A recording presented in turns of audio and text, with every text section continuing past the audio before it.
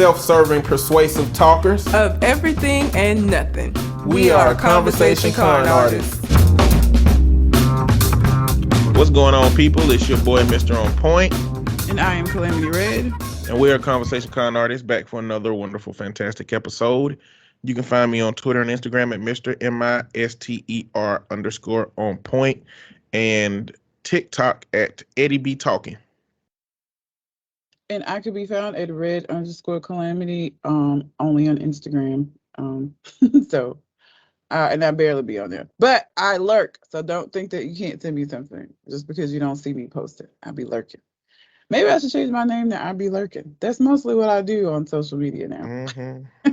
It's probably a bunch of people with that name. I Be Lurking. Yeah, Yeah. this comes behind it. But we're still Red be lurking. Red be lurking. We're still doing the listen letter portion of the show. So if you have a question, a Reddit, whatever you want to send in to us, we have a Gmail account, which is conversationcarartist@gmail.com, and you can send it to us there. And I think we got some Reddit posts this week. We do. Colin sent us some Reddit posts, which, are different. Oh, Jesus. But let's see what we talking about. All right. This is a not safe for work one.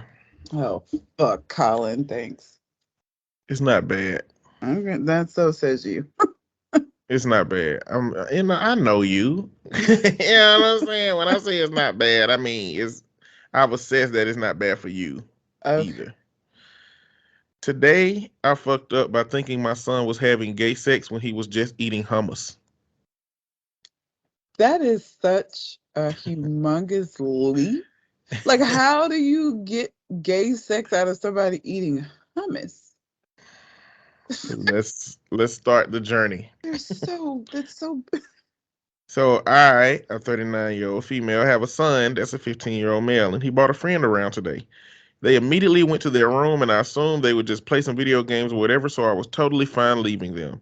It was about 30 minutes in when I was walking past. I heard sounds such as, "Oh my God, that's so good," and "It's so good with that in it," and various sounds. It really sounded like they were having gay sex. I was super weirded out by it, so I quickly went downstairs and waited for his friend to leave. When this friend left for an hour or two later, I asked my son what they were doing in his room because although I don't mind him being gay and it's totally normal for teenagers to have sex, a condom really should be used. So I plan to confront him about that. However, the answer shocked me to my very core. They weren't having sex, they were eating hummus. I was shocked and initially didn't believe it. We never had hummus before, and I asked him to show me the hummus if it was true. So he did, and I ate hummus for the first time, and oh my God, was it good. We experimented with different things in it, like bread and carrots, and it was great. Apparently, his friend had heard about how he never had hummus before and thought that this was absurd, so planned a date for a hummus party. So yeah, it ended up being quite a good ending. I discovered how nice hummus was. Too long didn't read. Thought my son was having gay sex. He really just likes hummus. Ma'am, first of all, what do you think of your son that you think that him knowing you're at home? Because yeah, he a teenager. Teenagers have sex whether they straight or gay. However, most teenagers have the respect or fear or whatever to not actively, loudly have sex when their parents are in the house. Like, why would that be what you thought was going on? That doesn't even make no sense. Like, that doesn't make any sense. I'm sorry. That you really was reaching, ma'am. You reached so much that Stretch Armstrong can't reach as much as you reached in that moment, ma'am. What? And first of all, hummus is not that good. I'm not a fan. I've had it with different stuff, but like, where you get your hummus from? I get it from a couple of different places. I've got some from Publix. It's not bad, but it ain't nothing that I would be like, oh, let me go get some hummus and I'm gonna have hummus and pita bread. No. I ain't fuck with It's a hummus until I had it from Tzatziki's.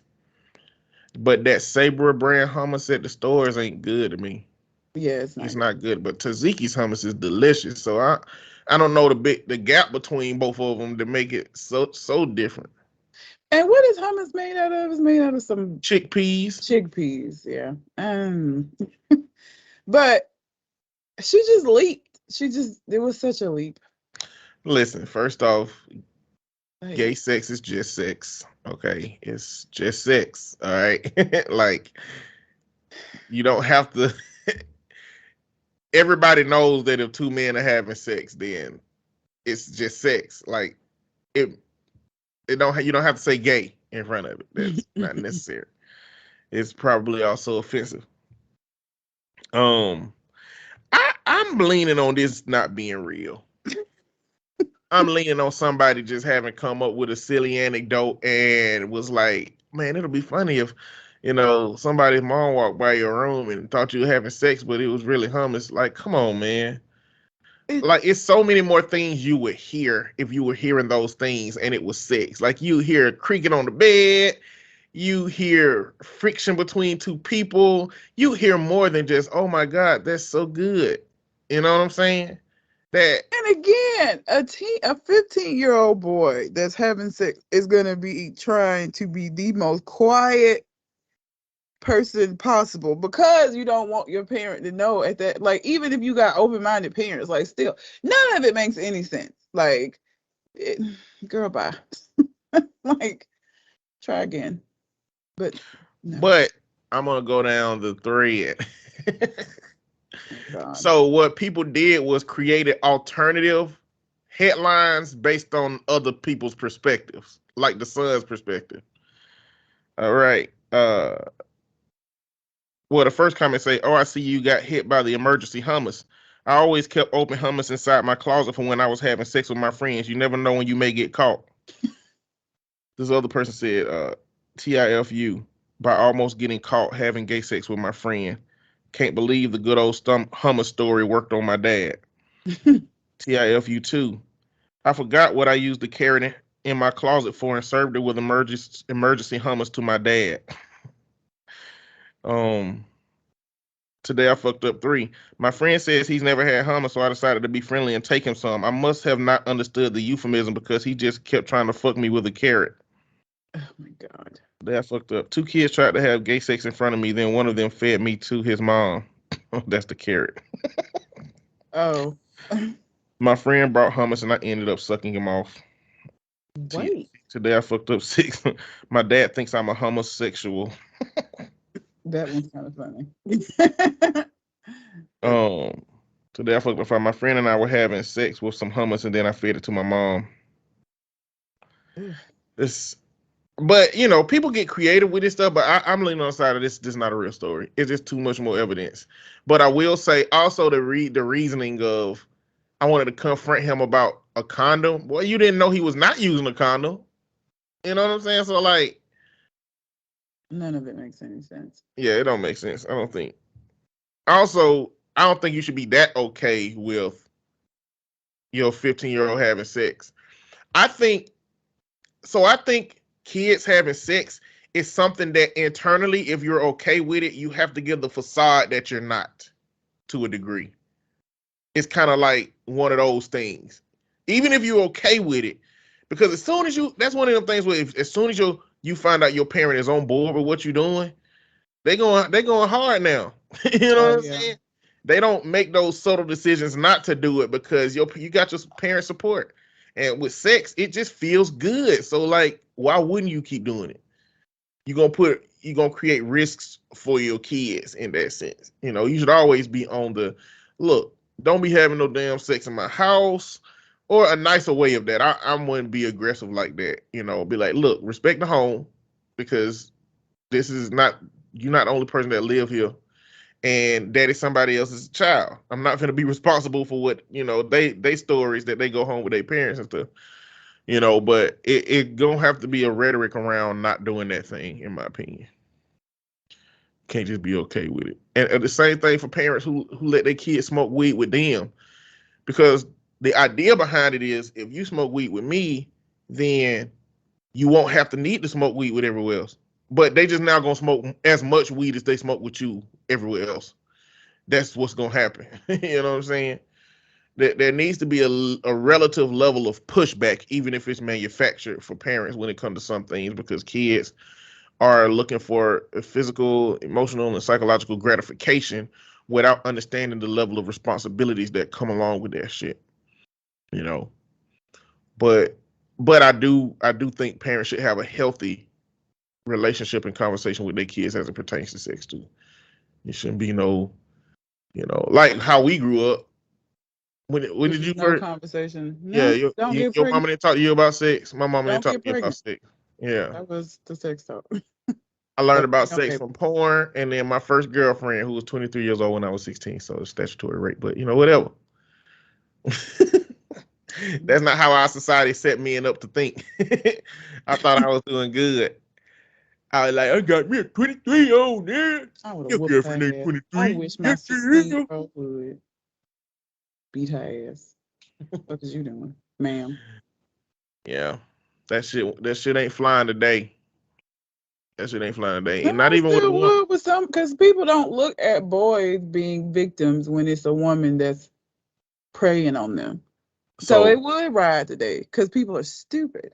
not as easy as it would back then. I whoop a whole Um, ass. I wish you would. That is a child, my child. Get the fuck on and find somebody your own age, bitch. so anybody out there who, I don't know if I said this on the return of the show, but I'm living in Charlotte, North Carolina with my dad now. So I'm a full-time scrub. I live with my parents. I don't pay my rent. I don't have a car. I drive his car. So I'm a full-time scrub. It's a career. It's hard to do this. And so I'm getting to know him, and he told me a story, well, me and my sister, a story about his first girlfriend. First off, this girlfriend gave him the name that he gave to my sister. So, you know, older people would use the word trifling for that. But he said this, he said, I used to love that woman. Her name was Deb. I used to love Deb. He said Deb was 35 years old while I was 18 and we were dating. She said, and we stayed together until her husband tried to kill me. And we were like, what? He said, it's a little bit of Eddie family history. Um, my great grandma was crazy, and everybody in the family loved my daddy. He was just that dude to love. Um, Even though not so much now because he mean as shit. But the dude came to the house. Well, okay, my daddy and her used to get a hotel together. Um, when they did what they were gonna do in the hotel, they would go back home to their homes because she had to go back to her husband. So she called her best friend to sleep at the hotel that night. Her best friend had a falling out. The best friend told her husband that his wife was talking to my daddy at the time, who was 18 years old at this time. My daddy lived next door to my great grandma at this time. He had his own little space next to her. She called my daddy and was like, "Hey, my husband coming over there to kill you." And my daddy told my great grandma. My great grandma said my daddy had a rifle. It had 21 shots in it. He said you could just shoot it 21 times without it stopping. He said that she told him she gonna be pointing this gun out the door. She said if any shit goes down, hit the ground because she gonna start shooting every shot. So this dude, so he said, no lie, your great grandmama is sitting out the door. The barrel of the gun is just out the door, aimed at him, and he don't know it, but I know. And he said, the dude came up to him and he said, look, I heard you been messing with my wife. He said, man, I didn't know she was married. You know how the game goes. She didn't tell me. I ain't know nothing about you. And then he was like, got getting in his feelings, and he was like, my dad was like, you got women all over the place too. Like, it's what it is. Players play and players get played. And then the dude left, went back and got in his car and said, if I catch y'all two together, I'm gonna kill both of y'all.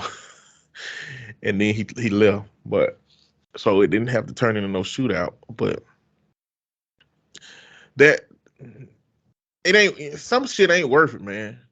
Some shit ain't, he said he cut off after that, but like some shit ain't worth it.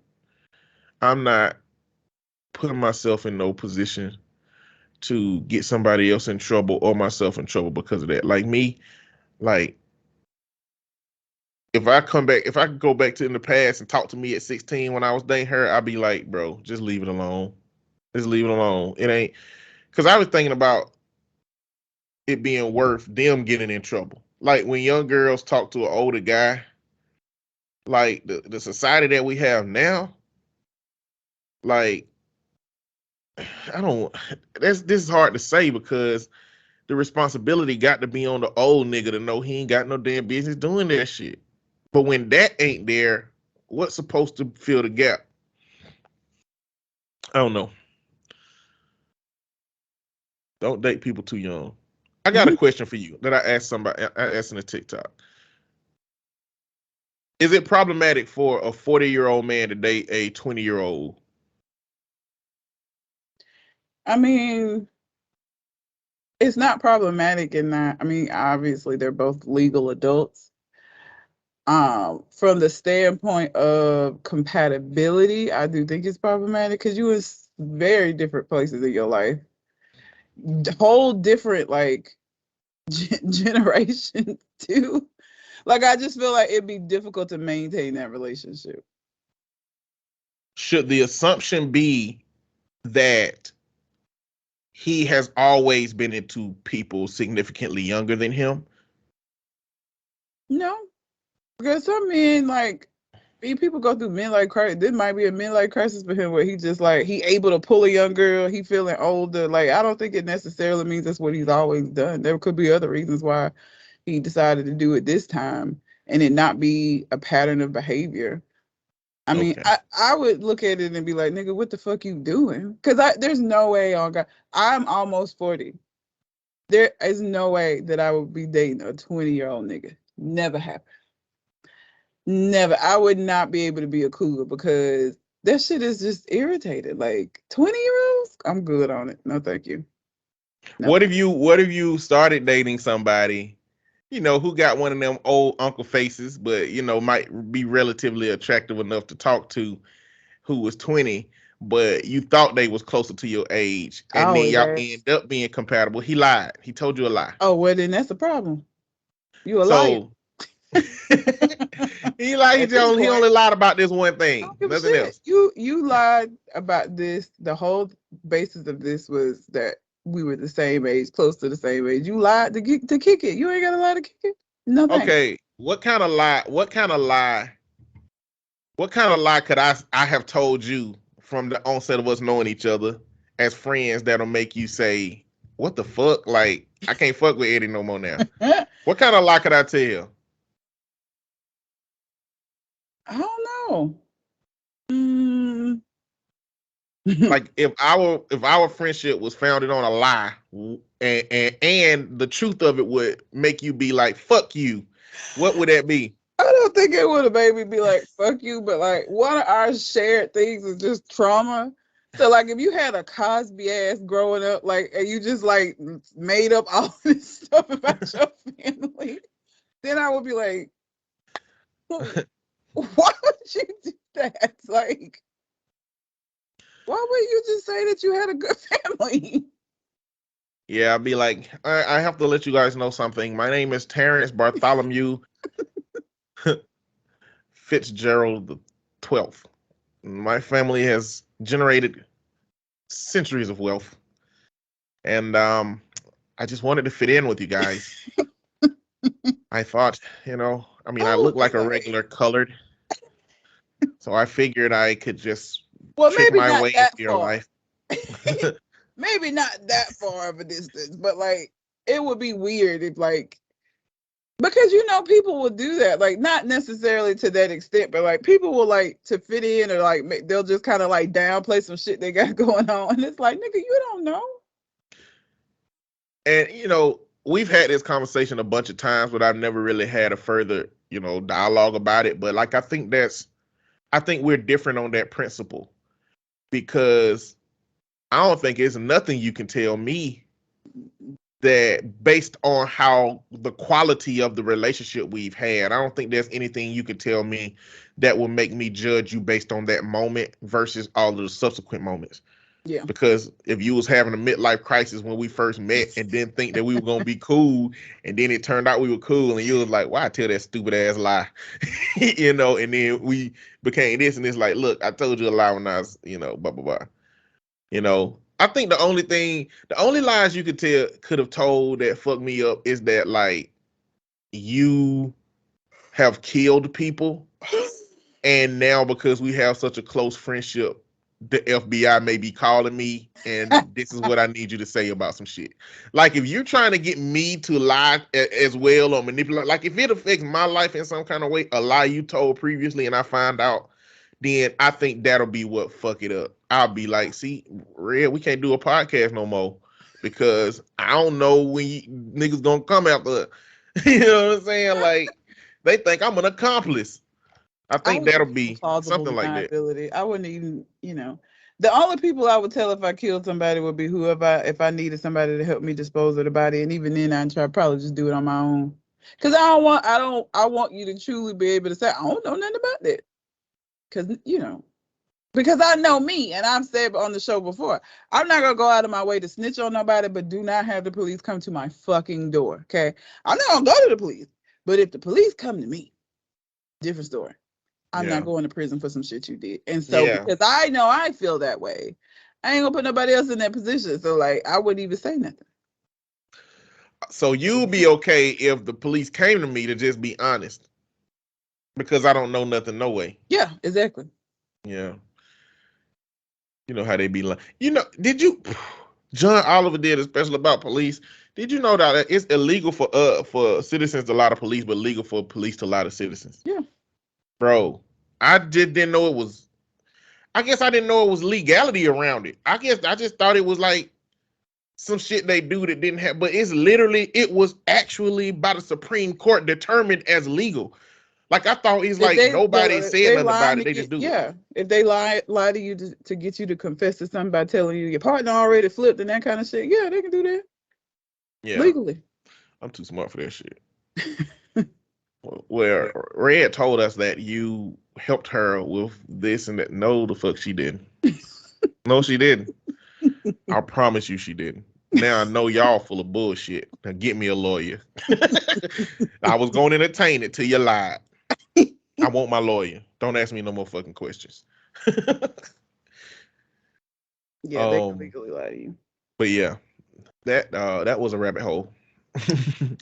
Based off of Colin's first letter entry about hummus and gay sex. I don't even know how we arrived here from that, but anyway. I just one of those days where I just feel like talking because I just was talking like a motherfucker about that shit. All right, the second one is my wife poops in the shower. Wait, did you say poop or poot? Poop, P-O-O-P. Oh, fuck. Nope. Lots of nope. But go my on. Wife, what? Nope, but go on. My wife poops in the shower and stumps it down the drain. Not a joke. She recently told me this, and I've been living with it for weeks now. She even broke the news to me while laughing about it. You know what a waffle stump is? She asked me as she laughed and laughed so hard she started crying. I feel disgusted and betrayed. I can't. I'm sorry. I can't even look at her over breakfast anymore before I head off to work. And while at work, all I can do is wonder to myself, is she doing it right now? Apparently, this has been going on for years. She says she uses all scented candles she obsessively buys online to mask the smell. I work 12 to 15-hour days, so plenty of time to cover her shit stink. A few times we've had to snake the drain due to a clog, and now I know why. I'm not sure I can live this life anymore. Why the fuck would you do this? What like, I don't. Why? Why would you? Because shower drains are not big. Some of them are bigger than others. Why would you want to do that in the shower where you're at? You just basically in a steam shower of shit. Like, why would you even want to do that to yourself? Let alone, let's not even discuss how disgusting it is and how unhygienic and all of these things. You're in there with it, with steam and heat and shit. Why would you want it? Why? For what? Dogs don't even do that. You know that dogs don't shit when they sleep because they don't want to sleep with the shit. Dogs don't even fucking do that. What? I don't. The only possibility in my head is kink related shit. Because they got scat kinks. I mean, and people who do those kinks, fart kinks, they have to like the smell. I mean, but this is utterly disgusting. Is this divorce worthy shit? Hell yes, divorce worthy. Yes, it is. Bruh, I have to agree because I be thinking all the time I done sucked her toes after she got out the shower. After we done got the freaky time, I'll be like, I want her to touch my food. I'd never be able to forget this. I've been in the shower. I done took a shower in that shower where there's remnants of shit all over the place. Like, oh no, absolutely not. No, and no. And then my wife not knowing that, telling me this would make me feel utterly disgusted. Number one, and two, the childlike laughter behind the thought of it being a thing, a waffle stomp. Come on, man. Like, you married a 7-year-old? Even Like, is 7-year-olds. this some Lindsay Lohan fucking body swap shit? Where like she done switch places with a kid? And it says she been doing it for the last few years. How some shit like this just come out of nowhere? That's a lie. She been doing this shit since she was a child. If you do this shit like this, you didn't just decide to dookie in the shower one day and just stomp it down the drain. Stop.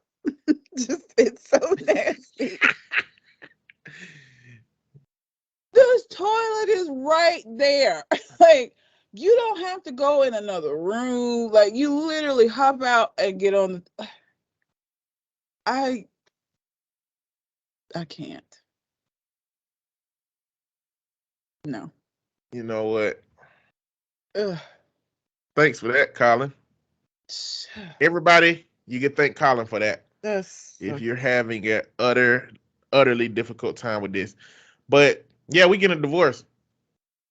I mean, I'm gonna ask her, listen, we're getting a divorce because you shit in the shower and stomp it down the drain. I'm inclined to put that on the divorce documentation. But if you want a better story, you better come up with it now, because otherwise I'm gonna tell him it's because you be shitting in the shower. And I can't live with you no more. No. I'm gonna start calling you Shitfoot. What? Shitfoot. That's what I would do. I would start calling her ass Shitfoot. What's up, Shitfoot? Shower shit. Steam stink. Some shit. What up, Steam stink? I have about 20 different names by the time this shit was over. She'll divorce my ass. It'd still be because of the shit in the shower, just because she couldn't take the criticism and her self-esteem is fucked up now. That is disgusting. It's bad. It's bad. So I went on Reddit, and you can like you can choose like only posts where people have been noted as being assholes. So I only picked asshole posts to see if we agree. So these are all posts in which everybody decided that these people are assholes. Oh, conflict. Yeah. But we just got a letter from Angel. Oh, okay. She caught us right on time. And then we'll go to your asshole letters, so me and you can have some conflict. Hey, con artists, hope all is well. Thanks for the invite to come on the podcast. I'll have to think about that. It took me a long time to start writing because it was out of my comfort zone. I'm starting to feel more comfortable writing letters, so we'll see what happens. The discussion y'all had in episode 276 about trusting your partner to walk a friend home made me think about an Instagram debate. This woman and her friend were talking about candles from Bath and Body Works. The woman mentioned that her man liked a certain scent. For the sake of the story, let's call the woman Keisha and the friend Toya. A few days later, Keisha got a call from Toya. Toya caught a sale at the store and bought the candle that Keisha's man likes for him. Keisha got upset, went off on the friend, and hung up. They have been good friends for years, but Keisha felt like Toya overstepped by buying her man a candle. There was an update. The friends finally talked about it. Toya said she bought the candle for Keisha to give to him. Some people thought Toya only said that to get out of the situation because she could have said that from the beginning. Either way, do you feel that it's inappropriate for your friend to give a gift to your partner? Was it a nice gesture or inappropriate? I'm going to keep going, and we'll get back to that later. When y'all mentioned outside kids, that definitely struck a nerve with me. The amount of outside kids in my family is ridiculous. The men in my family were slinging peen all over the place. My grandfather didn't have any outside children, but he was one of few. My grandmother didn't let that man out of her sight that often. He rarely went anywhere by himself. I don't know if he cheated in the past or she was traumatized by her brother's behavior. She had 7 brothers and they all had children by multiple women. One of them is rumored to have 10 children, but only has 3 with his wife. I know 2 family members that I didn't know I was related to when I first met them. To be clear, these were not romantic encounters. It does make me realize how easily these things can happen though. Episode 277 read, I also have trouble asking for help. Had trouble asking for help. I had to work on that and I still struggle with it sometimes. It took me a while to ask my partner for help. I had to realize that in a partnership, sometimes they need to lean on you and sometimes you need to lean on them. It can take a toll on you when you don't allow people to help you. I've started to realize that therapy is important. I plan to start soon. Being therapist, how important is it that your partner goes to therapy? Mr. On Point, please send me the list you mentioned in episode 276. Bye for now, Angel. Okay. The candle thing is bullshit. Like, I would not get mad. It's a candle. It's a But would it matter if she bought it for you to give to your partner, if she bought it for she him bought directly? it for him. I don't give a fuck. Like, if we all hung out and she got a candle, because I mentioned, because she has this information, because I said something about it. It's a candle.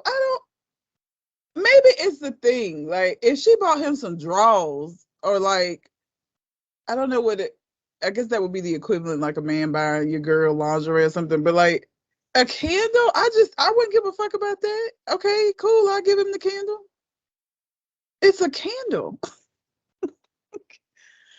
I would have even gave it to her if she like, even cologne, I wouldn't have cared. Cologne maybe even then, I wouldn't give a fuck.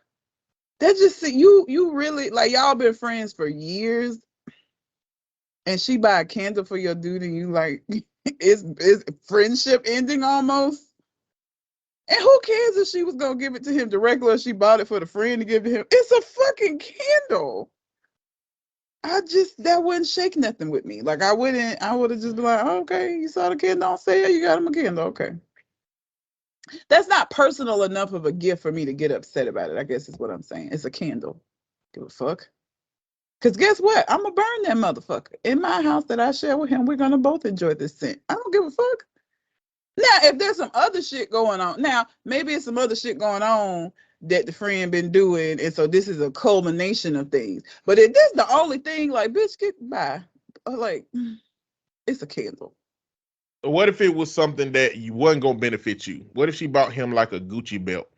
Now, that's very expensive and unnecessary. So that would be a problem. But a candle that you bought on sale from Bath and Body Works, you don't fuck about that.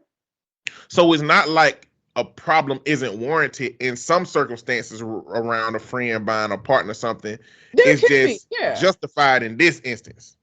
It's not that big of a deal. Like I said, if it's been a pattern of behavior of her doing like side-eye worthy shit, if it was some kind of a like intimate kind of a gift or like something very personal, but a candle, unless the name of the candle is I want to fuck you, So we went to that Jack Daniels we did art exhibit, right? Mm-hmm. And was it one of your friends that was with us? Yeah, her and her husband. And we started talking about Wagyu beef. Yeah. What if your friend, like, what if it was that scenario and your friend bought your husband Wagyu beef and it's just for him, just a steak? That's It's based really, on the conversation. You know what I'm saying? it's And based on the like, conversation, but y'all, part of that conversation was how fucking expensive that shit is. Like, that's why are you buying him such an expensive gift? That's so weird.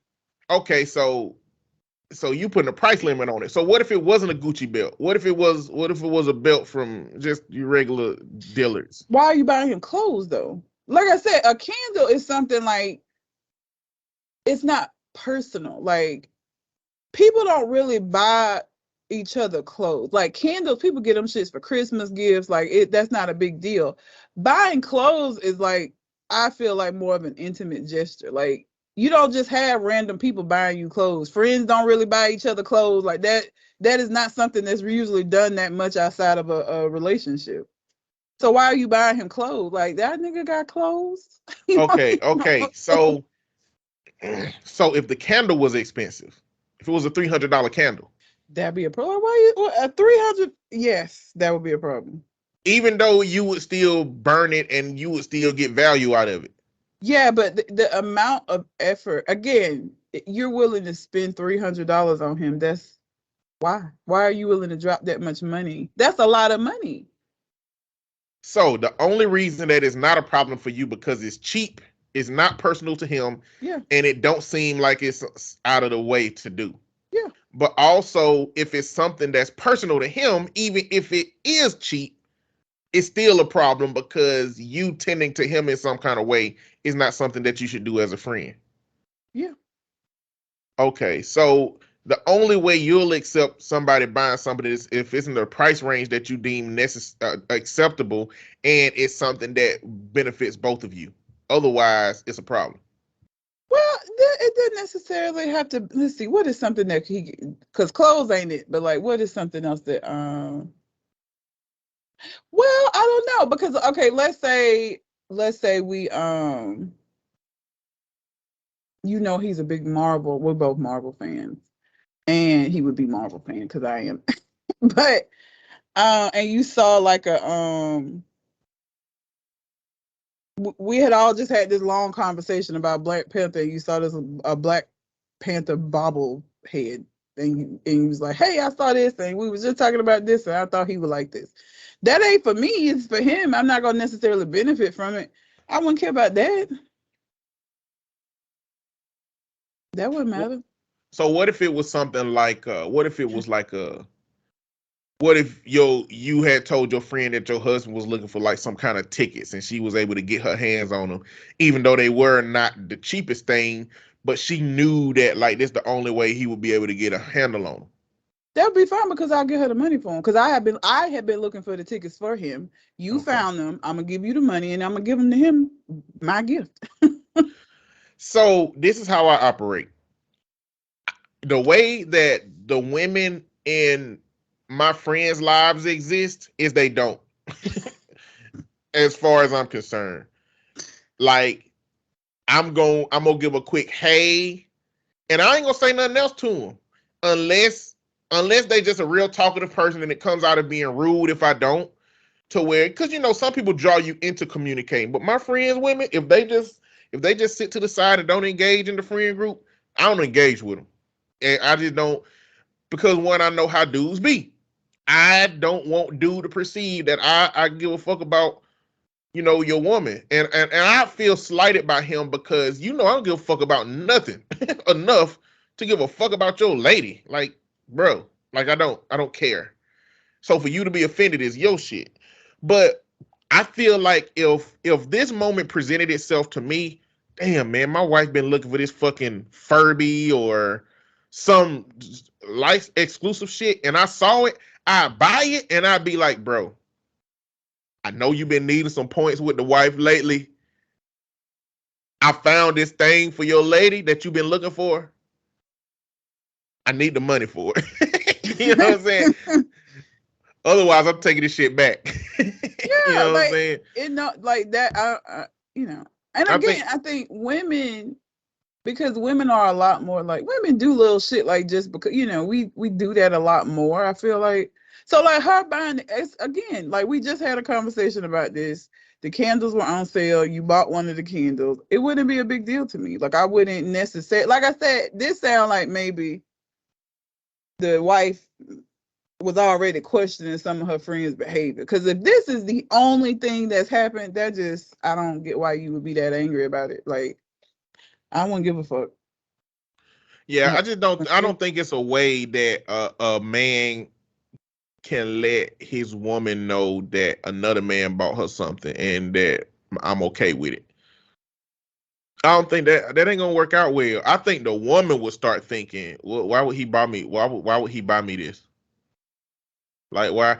I mean, because again, women do that. You saying women do that shit more frequently. I think that it'll be more acceptable for you to be like, hey, Keisha bought you this. Mm-hmm. Oh, for real? Yeah, I told her you like these, and she bought you this, so we're gonna burn this. Okay, cool. That'll be way different if a dude bought something for a man. You know what I'm saying? Like, one, she gonna be skeptical. She like, why? I feel like she'll be like, why your friend buying me this shit? Like, you need to. No, I don't want this. You know what I'm saying? Depending on what it is. It depends on what it is. I mean, But also, I don't think men would be sitting at the goddamn Bath and Body Works being like, my wife like this candle, man. Yeah, she fuck with this fragrance, Except for me, because I sell candles. You know what I'm saying? Like, I might have a conversation with somebody about candle fragrances, but it definitely wouldn't be me telling somebody that my lady like this kind of candle. I don't know. I mean, I don't know how many men really having them conversations. Men be territorial, man. They don't be liking to say shit about the women they they just date. know the house smell nice. They don't fucking know what the scent is or where it's from or what it is even. They don't know if it's a candle, a plug-in. They don't know. They just know it smells nice in here. Y'all need to learn about them candles. If you want to know more about candles, you can go to sharparomas.com. Buy something on the pallet. My relaunch is coming on Monday. For my website, I got my first batch of candles done. My website set up the way I want to. Well, even though I'm still working on it, but yep, go sharparomas.com if y'all want some fragrances for your ladies or mans or selves. But yeah, me personally though, I just really don't think I give a fuck. I really don't think I give a fuck. I wouldn't give, like, I don't think I would have a problem with my friends having their own limited or version of a relationship with my partner. Not outside of me, you know what I'm saying, in that sense. But like, if I had a friend that came to a dinner and just bought everybody gifts and bought my wife a gift and everybody a gift, then I mean, I don't have no problem with that. Some motherfuckers is thoughtful like that, but also I'm a very liberal, non-conforming, different kind of nigga. So, as long as y'all ain't fucking, I don't care. Or unless we got that kind of arrangement, if you are fucking, then whatever. Non-monogamy, everybody. Not cuckolding. I don't remember the rest of it. What was it? What else? Let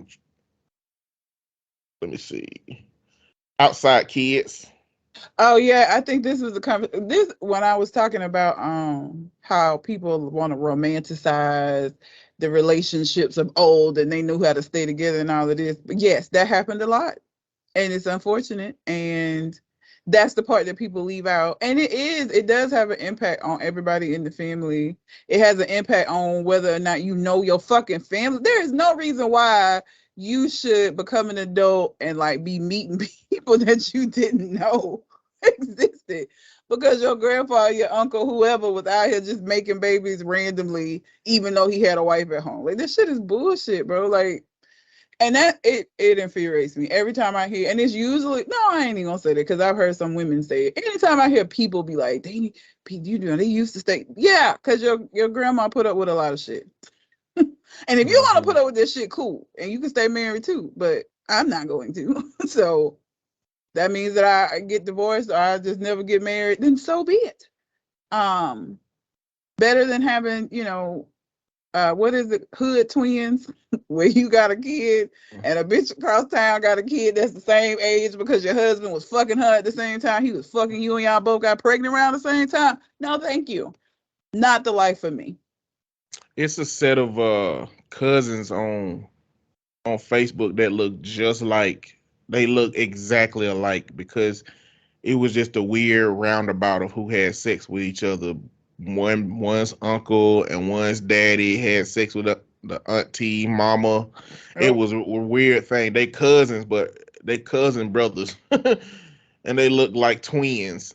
They just look just alike. That's just I'm like, but that my and my Uncle Mac, which is my grandfather's brother, when he died, people were like, it was kids coming that like folks didn't even fucking know about. Like this nigga was out here. My grandfather had one outside child, my Aunt Geneva, and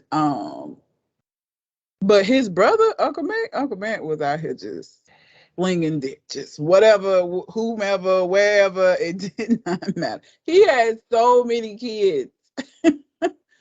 And I wish I had his obituary so I could count them. And that's what we know of. Okay. Those are the ones. And so, yeah, his wife stayed married to him, but at what cost? Like, that's the thing. Just staying married for the sake of being married is the stupidest shit I ever heard. Y'all really want to romanticize this shit? Great. Go ahead, do you. But no, thank you. No thanks. I'm cool over here. I'm content with marriages not lasting as long if the marriages that do last are more healthy marriages. I'll take that. Quality over quantity any day. The fuck? Oh, God. yeah. I mean, a lot more men were getting shot in the stomach by their women too, and poisoned and dying of Grits very thrown on all kinds. odd circumstances. So, I mean, men don't want to trade that shit off. Men really just want everything that they want and don't want nobody else to have shit. Well, shit used to be great for them, right? Like Of living course. back then, you could do whatever the fuck you wanted to do as long as you were like going to work and providing for your family. All bets were off on any of the other shit you was doing. You could be whooping bitches' asses. You could be fucking half the town. You could do all of that, but he take care of his family, and so that was it. That was enough. Who I guess who wouldn't want to live that life again? But fuck y'all that do, and no, can't do it. Shit's over. Shit's over. Let it go. So you was born in the wrong decade. Just let it go. Move on with your life. It's not gonna happen. Um, and you more likely to get murked now than you were even back then. Like these bitches now will kill you. They will kill you, and y'all ain't even married. They'll kill you for just cheating in a relationship. So I mean, by all means, do you. But I hope you got your affairs in order. It's a lot of people that's looking at cheating as a new norm type situation. It can be But y'all knowing I'm cool. the next part is about asking for help. Oh, yeah, it's a work in progress. I think it's going to forever be a work in progress for me just because of how I grew up and just life circumstances. So I think that I will never fully be comfortable doing it, and it will always be kind of like pulling teeth. My goal is to just suck it up and do it more often, but I'm never going to like it. Like I'm never going to be cool with it. Like that's never going to be the case. That ain't even my goal because it's an unattainable goal. So my goal is just to like reach out and do it more often, regardless or despite the fact that it makes me uncomfortable. The times that I've helped Red was because I was smart enough to know that she was going through a problem. I understood her enough to know that she wasn't finna ask for no damn help with the problem. I also knew that she could use some assistance with the problem. And so I had to like assert help onto her sometimes. Like I had to be like, you're getting this goddamn help. You know what I'm saying? Period. That's the kind of partner you would need. You need a partner who can really like look at what's going on and be like, this is how I feel in those gaps. And you got to start with filling off the gaps slowly. If Yes. you can't help too big, you got to break that help down into bite-sized motherfucking morsels. Otherwise, as far as Red concerned, you're gonna choke. She's not gonna take big help. She'll take a little bit of help. Yeah. I've had to manipulate Red into helping Red. And I didn't even realize what's going on She didn't realize it. because I would have fought against it if I had known. She would have. And yeah. So It's a work in progress, though. It's, like I said, it's never, just because of my life experiences, it's never going to be to the levels of like people who haven't experienced the things that I've experienced. So, like I said, my goal is just to be more open to doing it despite the fact that it makes me uncomfortable. Yeah. So, was there another part? The last part. How important is it that your partner goes to therapy? I think that it is good for everybody at some point to go to therapy, because we all deal with things in different ways. So like it isn't so much as like your shit is so severe you need therapy. I think everybody needs a unbiased third party that they can process stuff through. Now, I'm not gonna make him go because it doesn't do any good. I've had clients that then came in, my wife want me to be here. The shit is the most annoying shit in the world. Like, what the fuck I'm supposed to do with that? Bro, I started to get defensive when that shit happened. I'd be like, why are you here? If you ain't here because you want to be here, then why are you here? Because you can, like, this isn't gonna work. But that's a risk. That's a high risk maneuver, though. It is. Because they be like, okay. It hadn't went bad yet. But like I done it twice, and I act like I do this shit a lot, But then I have to put on my soft tone, and then kind of like ease them into it. But men who think coming to counseling with me is gonna be better or easier because I'm a man is not. That's a flawed assessment. It's a flawed assessment. So this is my take. We all got some trauma. We all got something we could be talking to somebody about therapy on. I think my need for my partner to go to therapy is based on the severity of behaviors that I see. And I feel like if they aren't willing to go, then we got a problem. If they ain't willing to address that shit, then we got a problem. Because, I mean, you could, the representative can last for a long ass time. Y'all know the romantic phase of love, new relationship energy, that shit can last for like 2 years. And that's a long enough time for you to not really get some of your partner's behaviors, But if we've been good for 6 months and then at some point I just see you stomp a mud hole in a neighborhood cat or some shit, Christ. I don't be like, what the fuck wrong with you? I mean, I like you too much to say this like we done, but like, one, if I ever see you do that shit again, it's a wrap. Number two, you got to go to therapy. If you don't go to therapy, it's a wrap. So for me, I think it's based on the behaviors of the individual. Let me say this, well, because since we're talking about like relationships and therapy and stuff, because I've had this the last few weeks. I feel like I done had this conversation multiple times with people. Well, I hate doing couples counseling. First of all, let me just say that. But if you're engaged, thinking about getting engaged, whatever, I am not going to say that you shouldn't go and get their counseling through your church. If that's important to you, if you want to go and talk about your spiritual relationship, if that's something that you want to do, some pastors that are going to marry you require it before they'll marry you. All of that is good and well and fine and dandy. However, that should not be the only counseling that you get, because it is not going to cover a lot of things that you need to discuss before determining whether or not you want to spend the whole rest of your fucking life with this person. Okay. It ain't going to cover a lot of things. Okay. And so I recently have had couples that got the church counseling, but didn't get, like actual therapy with a therapist. And a lot of the things that they're dealing with, they could have found out on the front end. Like things that they like did not agree upon, that were going to be problematic later, they didn't talk about. Okay. Money, kids, sex are the top three. And some iteration of those three things is why people get divorced.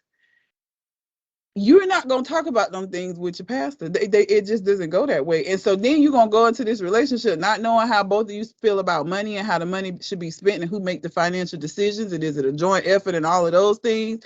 Not knowing about how satisfying is your sexual relationship. Is there some things that need to be changed? How do you feel about infidelity? Like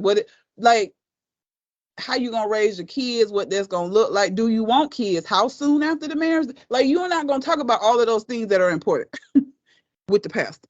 So I'm not gonna say no, don't do it, because I know that for people that are religious, that has a benefit for them, and that's fine. But don't let that be it. Please don't do that. You're gonna miss out on discussing a lot of important things that will save you a lot of trouble later on in your relationship if you just talk about them shits up front. I had a one thing that y'all should know about narcissists in relationships is that if a narcissist goes to counseling with you, a lot of the times it's so they can be a better narcissist. It's so that they can learn tactics to manipulate you better.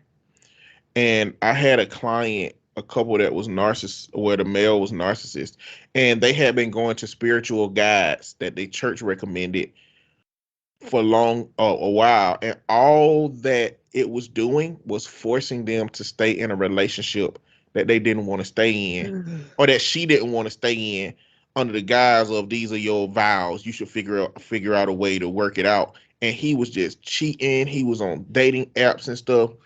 And when they came to me, well, she done left him now, but she was talking about how it was my fault that their marriage broke up. And it was so irritating. But like, a lot of people will use, a lot of manipulative people, men or women, will use religion as that guilt. They'll guilt you into staying with them because the religious say we should do it. And we should work through this and work this out, while they planning on how not to get caught next time. I had a client who said she did religion. They did some counseling with a pastor who told them the only acceptable reason for divorce was infidelity. And she said, well, what if he's beating on me? Or like, well, you can work through that. I can work through getting my ass whooped. What? Are you crazy? No, I can't. No, I can't do that. I'm sorry. How is infidelity worse than being beat daily? You know what? I also be inclined to believe that that same pastor would have a different tune if she did him like that woman did that man on Diary of a Mad Black Woman when he was in that Oh, put him wheelchair. in the tube. Yeah, like, let's not say he was in a wheelchair, but let's just say she put a fucking bump on his head, got him looking like Gumby, and they was in that church meeting. I bet he wouldn't say that same shit then, because it's a lot of it's a lot of patriarchy in Christianity, and a lot of that shit is man centered. Like, how dare you disrespect your man type shit. Like, so the stuff that those systems are expecting women to deal with are vastly different than the stuff that they are expected to deal with, that if a man is going through the things that they be putting a woman through. And again, pastors are men first, right? And so I think that pastor's natural inclination is going to be to protect men when it comes to opportunities to do so, versus he's still going to treat women the way a man treats women, you know, in that event. Now, in my last relationship, I had been encouraging my partner to get therapy for some time, and she'll go a few sessions and then not continue. And my assessment at the end of that whole thing, which I told her, was that you are a walking trauma response. Your life right now is based on you having all of your needs met, Mm-hmm. and you're going to need to go work that out before you go and try to help somebody else or be in an engagement with somebody where their needs need to be met. Like, that's and a part of me, I feel like I can't put that on. It gives a little buffer between how frustrated I would be with what happened in the relationship versus understanding that, but some of us just ain't ready to be in relationships. And I think that it's a conversation worth happening, because I'll be on a date. So at a certain point, I wasn't looking for no relationship, but I'd be on a dating site, and people will be like, "Why are you on a dating site if you don't want to be in a relationship?" And I'm like, "Well, that don't mean I don't want to engage with people. It don't mean that I don't want to have somebody to spend time with. I'm just communicating that to you right now so you can decide whether you want to be a person that just spend time with me. If you want to. You don't have to, but which makes that whole process complicated. But some of us just ain't ready to be in a relationship because of whatever struggles we going on. And I just wish that we ourselves knew that enough to be able to make that decision instead of passing ourselves off as being ready to be in relationships. And then when we get in them, our partner find out that, they not ready for a relationship. Mm-hmm. So I think it's important, but for me, it's not that they have to be in therapy while we're there. It's that one very important component in all this is that your partner is not your therapist. While your partner may be somebody that's suitable to have these conversations with, and they may be suitable to carry some of your burden, your partner's not your therapist. They're not there to trauma dump, for you to trauma dump on and figure out how to manage that. That's one thing. So you got to figure out the range of what you can share and are willing to share with your partner, and if your partner can support you in the way that you want to be supported with that.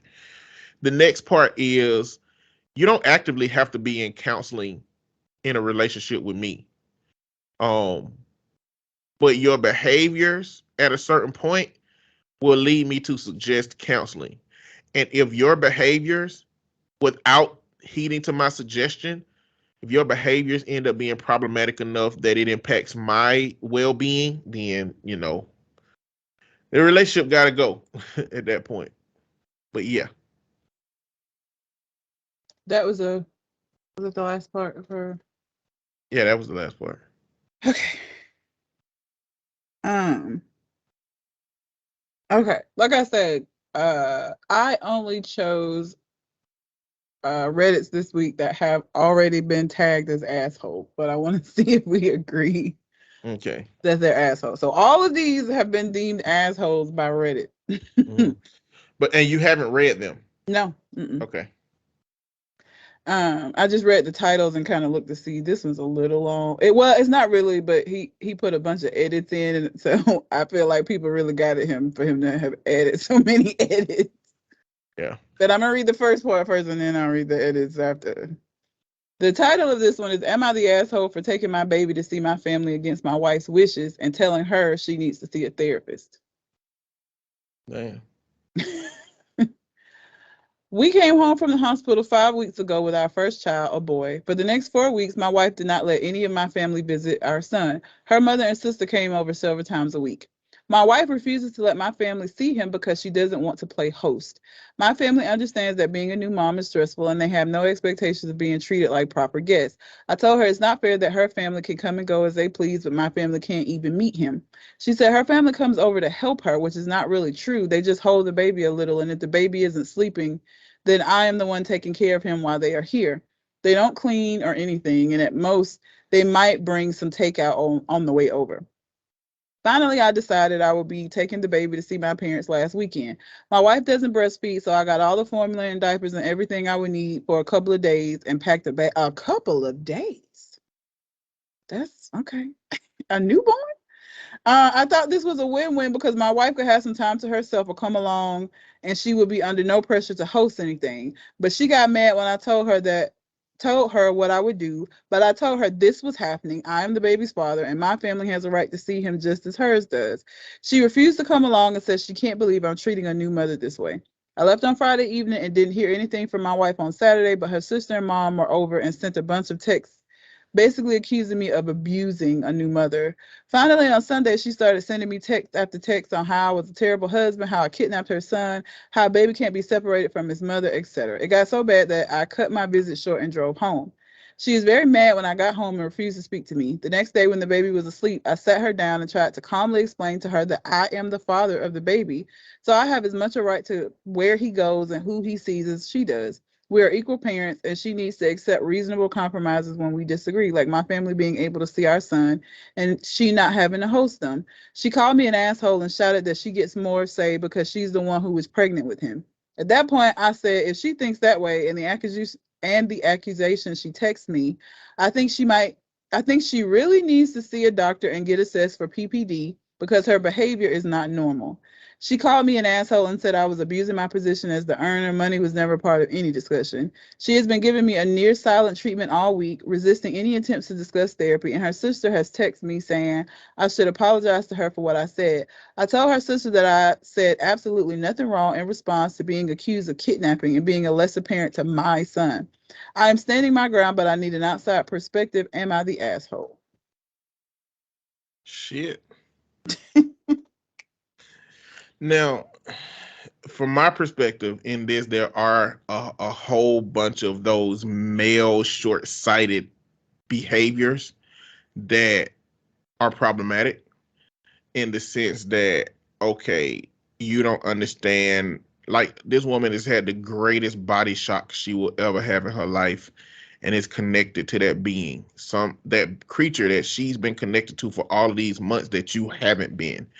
And so the idea that you just get to pull rank and put down the daddy card like that, I don't think that's the case, personally.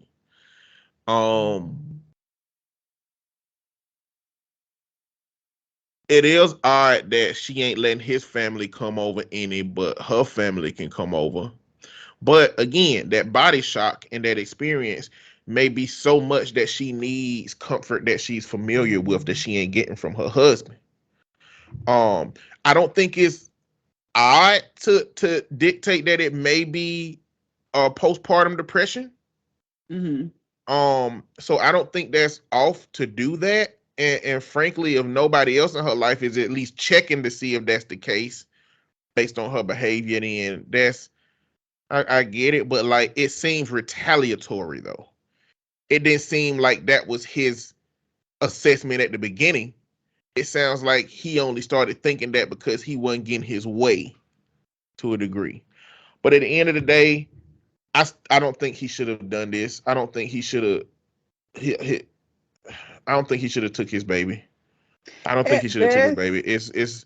It's not at best. Yeah, well, I don't know what you're finna say, but it was a big jump. It's like my family can't come over. I'm taking the baby over there for the whole weekend. Now, at best, it should have been, hey, my family outside. They're gonna come see yeah, the baby that's for what I 30 was gonna minutes, say. and then they're gonna leave. We got to get used to getting comfortable with the baby. Blah blah blah blah blah. But him just taking the whole child and throwing down the I'm the daddy card. That's that short-sighted male shit when it comes to a woman's entire pregnancy, and it's like as soon as the baby get here, it's like I get 100% equal say, and I don't think that's the case, and I wouldn't want that. I wouldn't want that myself personally. I know that sounds like I don't know how that sounds to anybody listening, but I want there to be enough time for her to truly adjust with getting comfortable while I'm filling in the gaps. I need her to see that I can be present for her in this time and in this moment. And that shit, all the shit he doing, is just ain't being present for her right now. That's what I was gonna say. Is at best, he could have had the family come over just because it's a newborn. So, uh, and I'm assuming that this is recent. So, like, just I know we don't talk about COVID. I feel like we don't talk about Bruno. But we don't talk about it. However, it's still out here. People are still getting sick. So, newborns don't have they don't have an immune system essentially. Okay, they're building it up, but there's a reason why you're not supposed. They tell you not to take a baby. Well, in the South, I don't know. I don't know if this is a Southern thing, but it's 6 weeks. But I don't think taking the baby to visit people's homes was a good idea. At best, I could have seen him like having his family come over and be like, "No, they gonna come and see the baby in the house in the same way that your parent came over to see the baby in the house." But taking the baby for a whole weekend, a fresh ass baby like that, like that's not. I don't agree with that at all. Like that was not the way to go. He did 5 edits. I'm assuming because of comments. Comments, yep. First edit. Somebody flame brawling his ass in the comments. First edit. To clarify, the idea my wife might have PPD did not occur to me until after the visit with my family. I guess somebody was like, you said you thought it was punitive that he said it after that. Maybe somebody else said that, but he said it didn't occur to him until after that. But it's like, okay. What? But you've known the whole time that her behavior was different, and you know that she just had a baby. Like nothing about you. Ask yourself what after a woman has a baby is a representation of different behavior, which easily would have been PPD. But now you're because when people be doing these edits, they be trying to backtrack so that they don't look that bad. So I really would think that that's an excuse. I'm gonna read this. So I'm sure this comment is in response to what his next edit is. So I'm gonna read one of the comments and then read his edit. An overnight visit to your family's home over her objections as well is very different from her family coming to visit for a few hours. You can easily imagine how your equivalency argument would be perceived by a judge if it got to that point. The more reasonable compromise was to invite your family over to a porch visit for which you prepare all snacks, etc., and give your wife notice so she can plan to A, stay inside, B, be elsewhere, or C, join in on the visit. You have equal say in who is invited onto the property. That would have been a more defensible compromise than taking the infant out of the home overnight and away from the mother. You're the asshole. So his second edit was, my wife knew of my plan to visit my family several days in advance. I planned a weekend trip because they are several hours away. If they're several hours away, that's more of a reason for them to come to you. So you took a newborn baby, fresh out the womb, put him in a car for several hours, drove and went and took him to see family. No, that's even more of a reason why you shouldn't have done that. They should have came to you. Again, the more reasonable thing for me would have been to invite them over and let them see the baby at the house. Instead We of taking also the baby. okay. We also don't know if she's given any reasons for why not. Because it's different if she was saying to him, I'm not ready, while he wasn't, versus if she was saying, well, I don't want the baby to be at risk for COVID, or like it's several different reasons that she could give if she had a reason to give. That is he telling us the reason?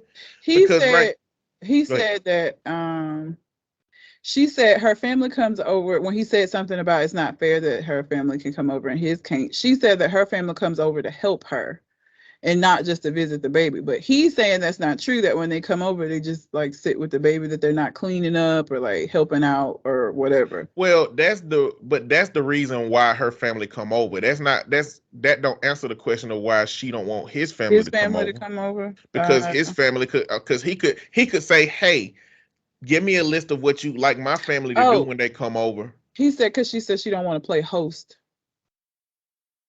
I What is mean, I that? guess I have to like entertain and put out food. I don't know what that But means. but see, to me, that's a personal issue. Because if she ain't doing that for her family, why would she think that she would have to do that for Do his that for family? his family. Yeah.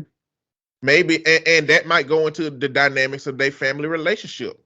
It very well may be that she got he got a highfalutin sedity ass family, and she feel like in order to meet their standards and expectations, she got to host.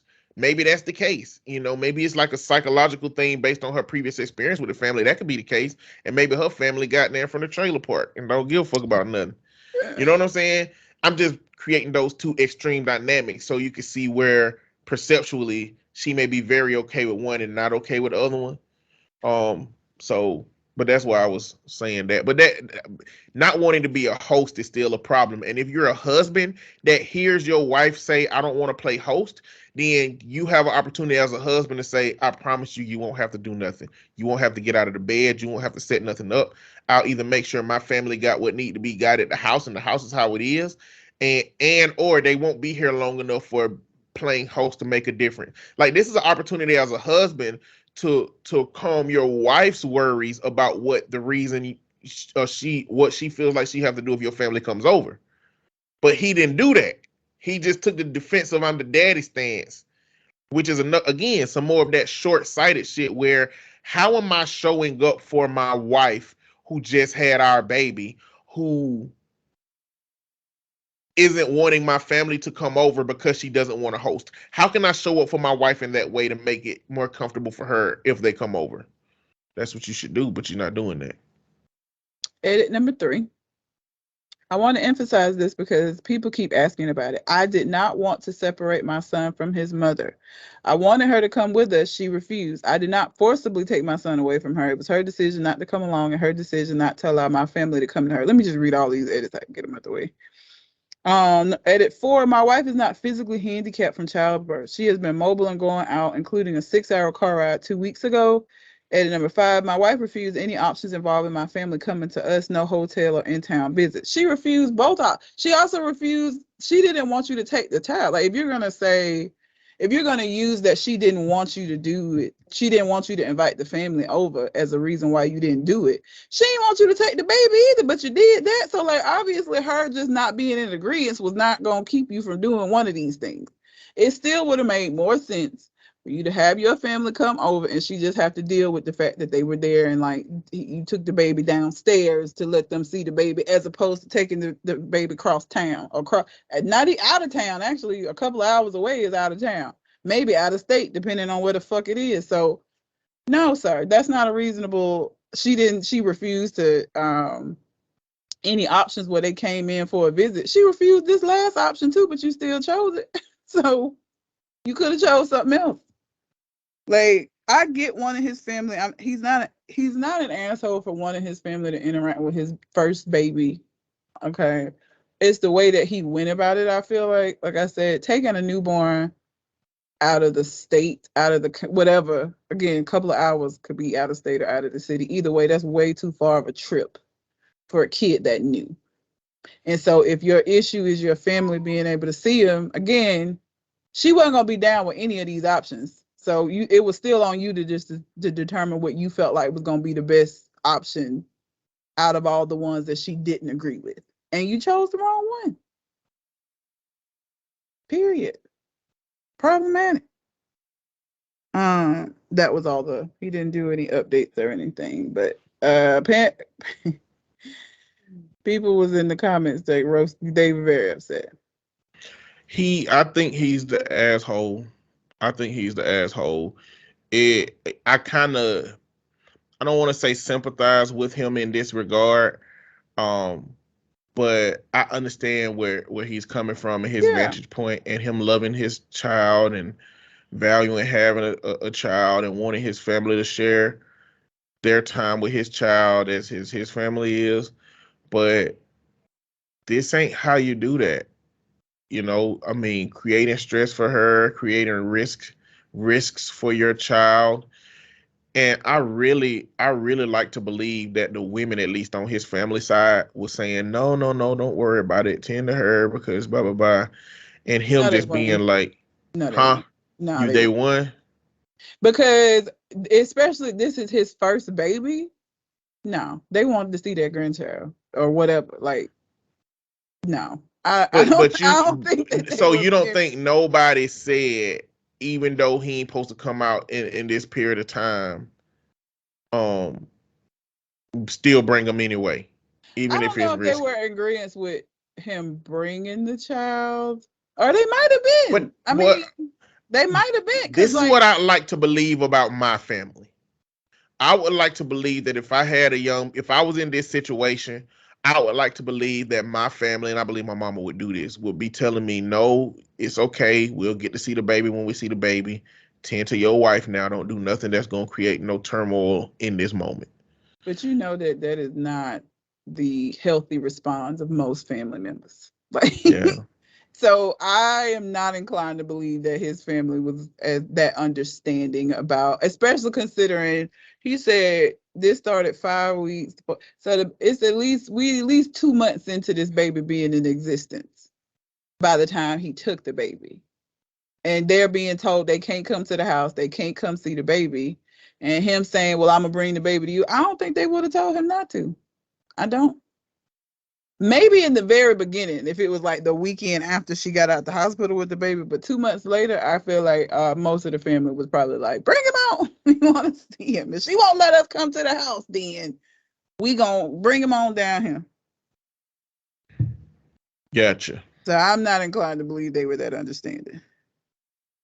I would hope that a family could be They But could. again, I understand you're right. It's just not a lot of people out here who No. have that level of consideration, and we also don't know like the history of the relationship with their family, with the wife, and all of this. It's a lot of missing information as far as I'm concerned on that.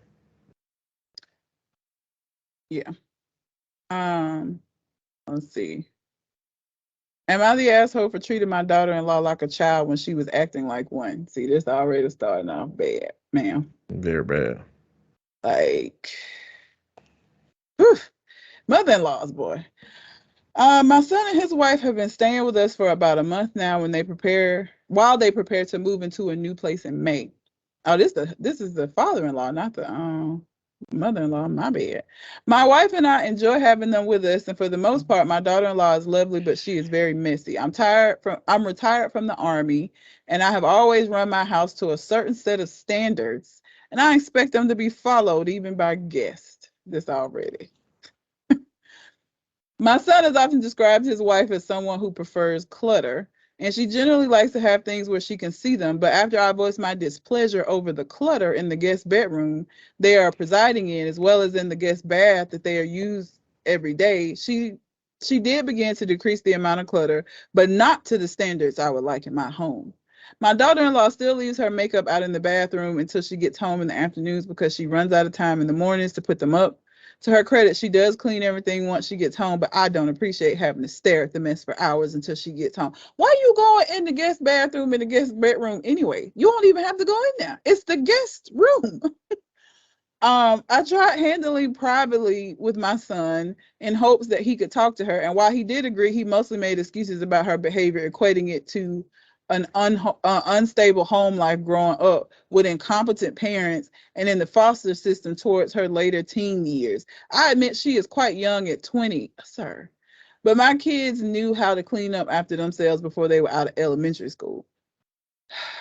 My frustrations over the situation grew to a head one day when yet again she left out makeup in the bathroom, and in response, I took a trash bag and placed all the makeup and everything underneath the sink that was hers as well. And then in the guest bedroom, every piece of clothing she owned, I had no intention of actually throwing her belongings in the trash, but I wanted to show how serious I was on the matter. And I thought maybe handling it how I would have handled a teenager would have given her a bit of a wake-up call, since she seemed to miss out on it in her childhood. My daughter-in-law came home before my son, and when she discovered her things in the trash bags outside on the front door, outside of the front door, I could tell she was rather shell-shocked. I didn't yell, but I was stern when I explained that her behavior had been very disrespectful, and if it continued, she would have to leave my house. My daughter-in-law didn't say much and just looked at me with wide eyes the whole time, and then when I was done, she apologized and took all of her things back in the room she was staying in.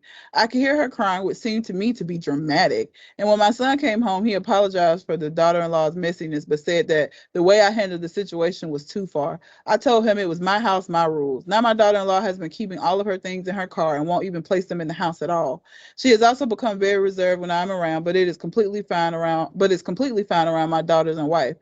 The mess stopped, but now there is an awkwardness in the house. You fucking right. You, first of all, you lucky that you got the daughter-in-law that you got, because let me tell you what you would have got from me.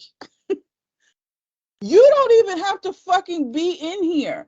You don't have to go in the guest bathroom. You're going around checking up behind them like they fucking children instead of grown people who are just in your house in the interim until they move into their own shit. You being a dick.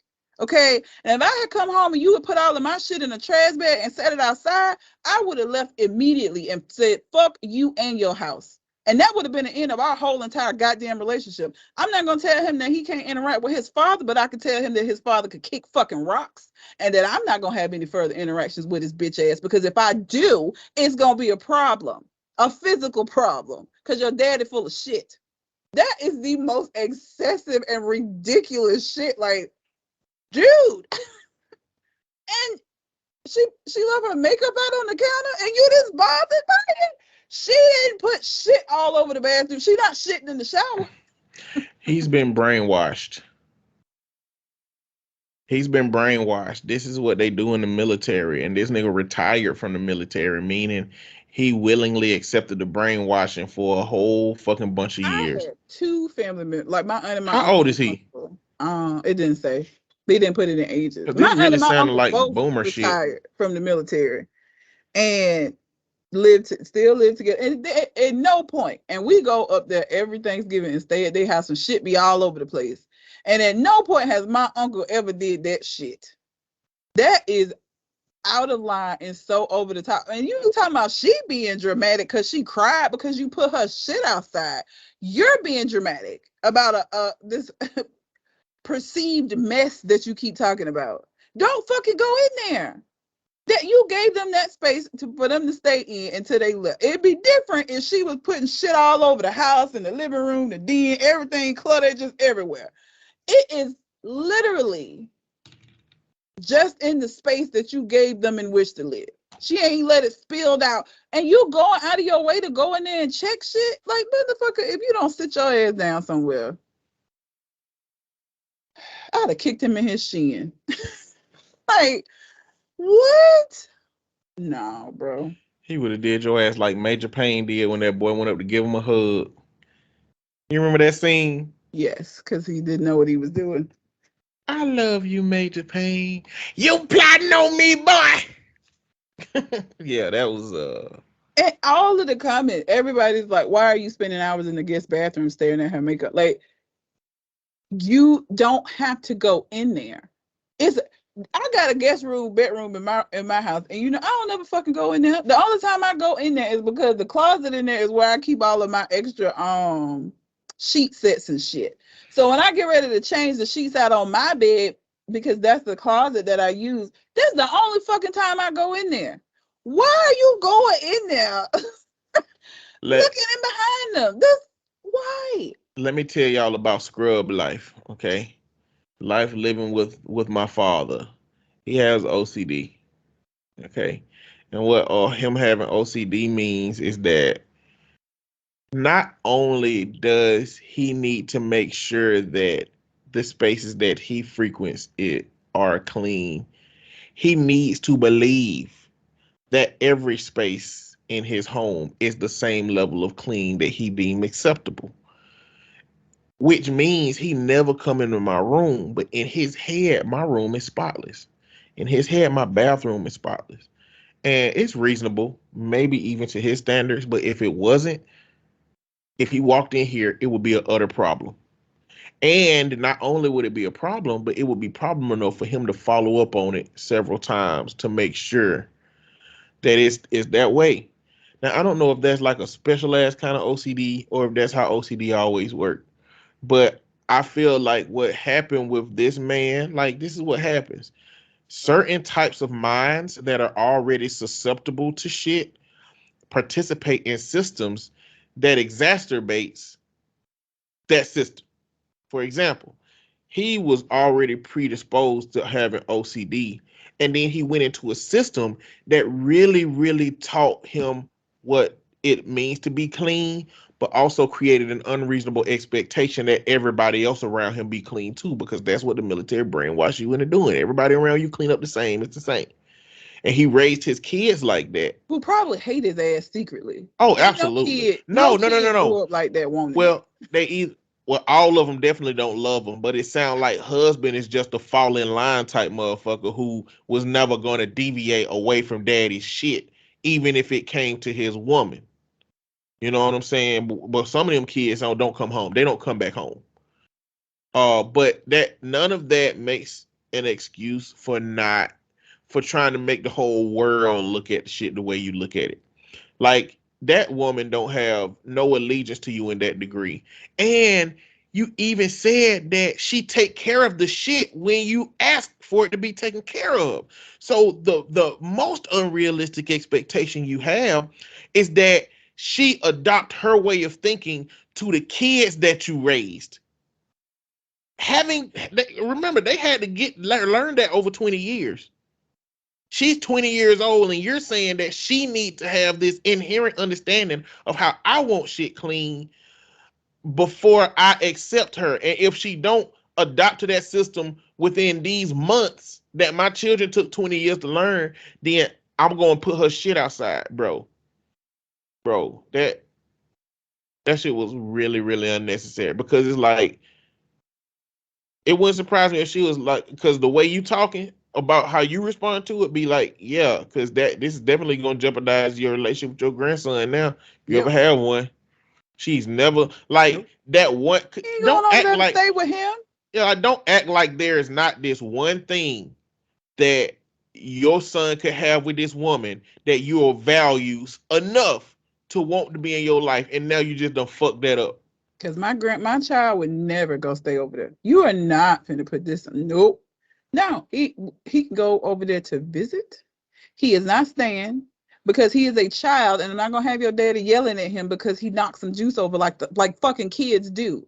He is not a military soldier, and I'm not gonna send him to a place where he's expected to behave like one at 4. So no, he ain't going over to your fucking daddy house.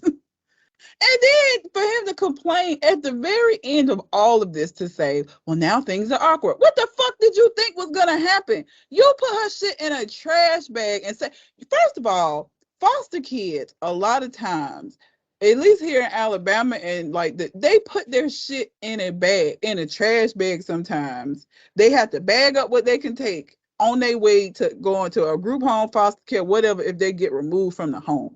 So it just the reason she probably was sitting there wide-eyed and probably so traumatized because you probably reopened some shit from her from when she was in foster care. Like, you just a dick all around for this shit, bro. And then you gonna say it's all awkward now. Oh yeah, yeah. What did she think it was gonna be? And I don't blame her for not putting nothing else in your fucking house. We would have to go. Like, I would have been like, we're gonna have to stay in a hotel or something. I know it's extra money. I cannot live in the space with your father another second. I am sorry. We're gonna have to figure something else out until this house is ready.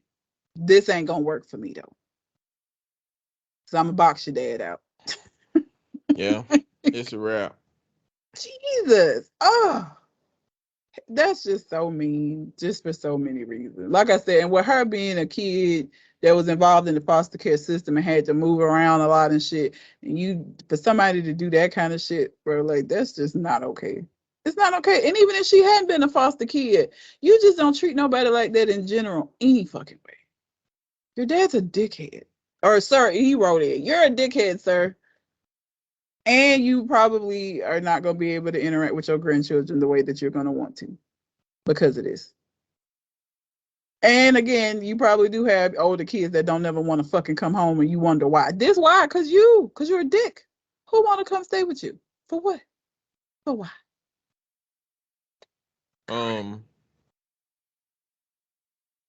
I would I would need to let my partners know that their family can very easily fuck up our relationship. Like, I will leave you because of your family. Like, if you don't get a hold on your family, and it makes me uncomfortable being around them, I won't tolerate that. You know what I'm saying? There's a woman out there. I know this sounds bad. There's a woman out there like you with a family that's pleasant. It is. I'm just sorry. That's the statistics game, the game of numbers. There's a woman out there who will be pleasant to have a pleasant family. So your family can fuck this up for you if you like this. You know what I'm saying? Not saying I'm valuable, but I'm saying if you say I'm valuable, then you need to get your fucking family in together. Like, I don't have to like your daddy or like your mama. I can be around them, but if they go out of their way to make me uncomfortable, then or maybe they don't even gotta go out of their way. If they just make me uncomfortable, I'm gonna let you know I'm not coming around your family. But and I always say I don't think I can date one of those women who be at their family house 5 days a week and expect me to come to family reunions and all this shit. And if I don't, then the family gonna look at me like I'm an outcast. Like, nah, I need somebody with reasonable trauma with their family. I need somebody with a reasonable enough amount of trauma to value one or two people in their family, but not want to be around everybody else that much so that we can just spend our time together. Because I don't want to deal with that. Yeah. Too much. But yeah, that's the last one that I have. Did you have any? All right. Because I didn't want to run into. I don't know where we are on time. We deep in on time. We got 25 minutes left. Okay. Let me go see what mine was about. The fact that I don't remember what it's about mean it ain't important. We can do it next week. Okay. Yeah, we can do that next week. We Well, can start on some news. So go with what you got. okay. If y'all have a question or a Reddit or whatever you want to send, you can send it to us at our Gmail or on our social medias. The Gmail account is conversationconartist@gmail.com. I mean, let me briefly talk about this. So GQ has a cover with Future on it, and they said the title of the cover is Best Rapper Alive. And so people have been debating and talking. And first of all, let me just say, obviously, or maybe not obviously, I guess depending on what the criteria you're using to say Best Rapper Alive, and no matter what criteria you use, I don't feel like Future would fall under there as the best. But keep in mind that it was GQ that had this cover and listed him as the best rapper alive. GQ is not a musical magazine, okay? Not their lane. So I don't really give a fuck about them saying, you know, that he the best rapper alive. That's like the homeless person in 5 Points. I walk by them and they say, you know, 50 Cent is the best rapper alive. Like, okay, homeless person. I don't give a fuck. You're like, it doesn't matter. That's exactly how I feel about GQ saying that shit, okay? Because by no means, whatever criteria, like liking somebody's music does not mean that they are the best. And so again, I would need to know what criteria is it album sales? Because if that's the case, nope, he's not the best. Okay. If it's number of albums or amount of music, no, he's not the best. And his, you know, I guess subject matter is about taste, because I cannot tell you, I'm pretty sure I've never listened to a Future album.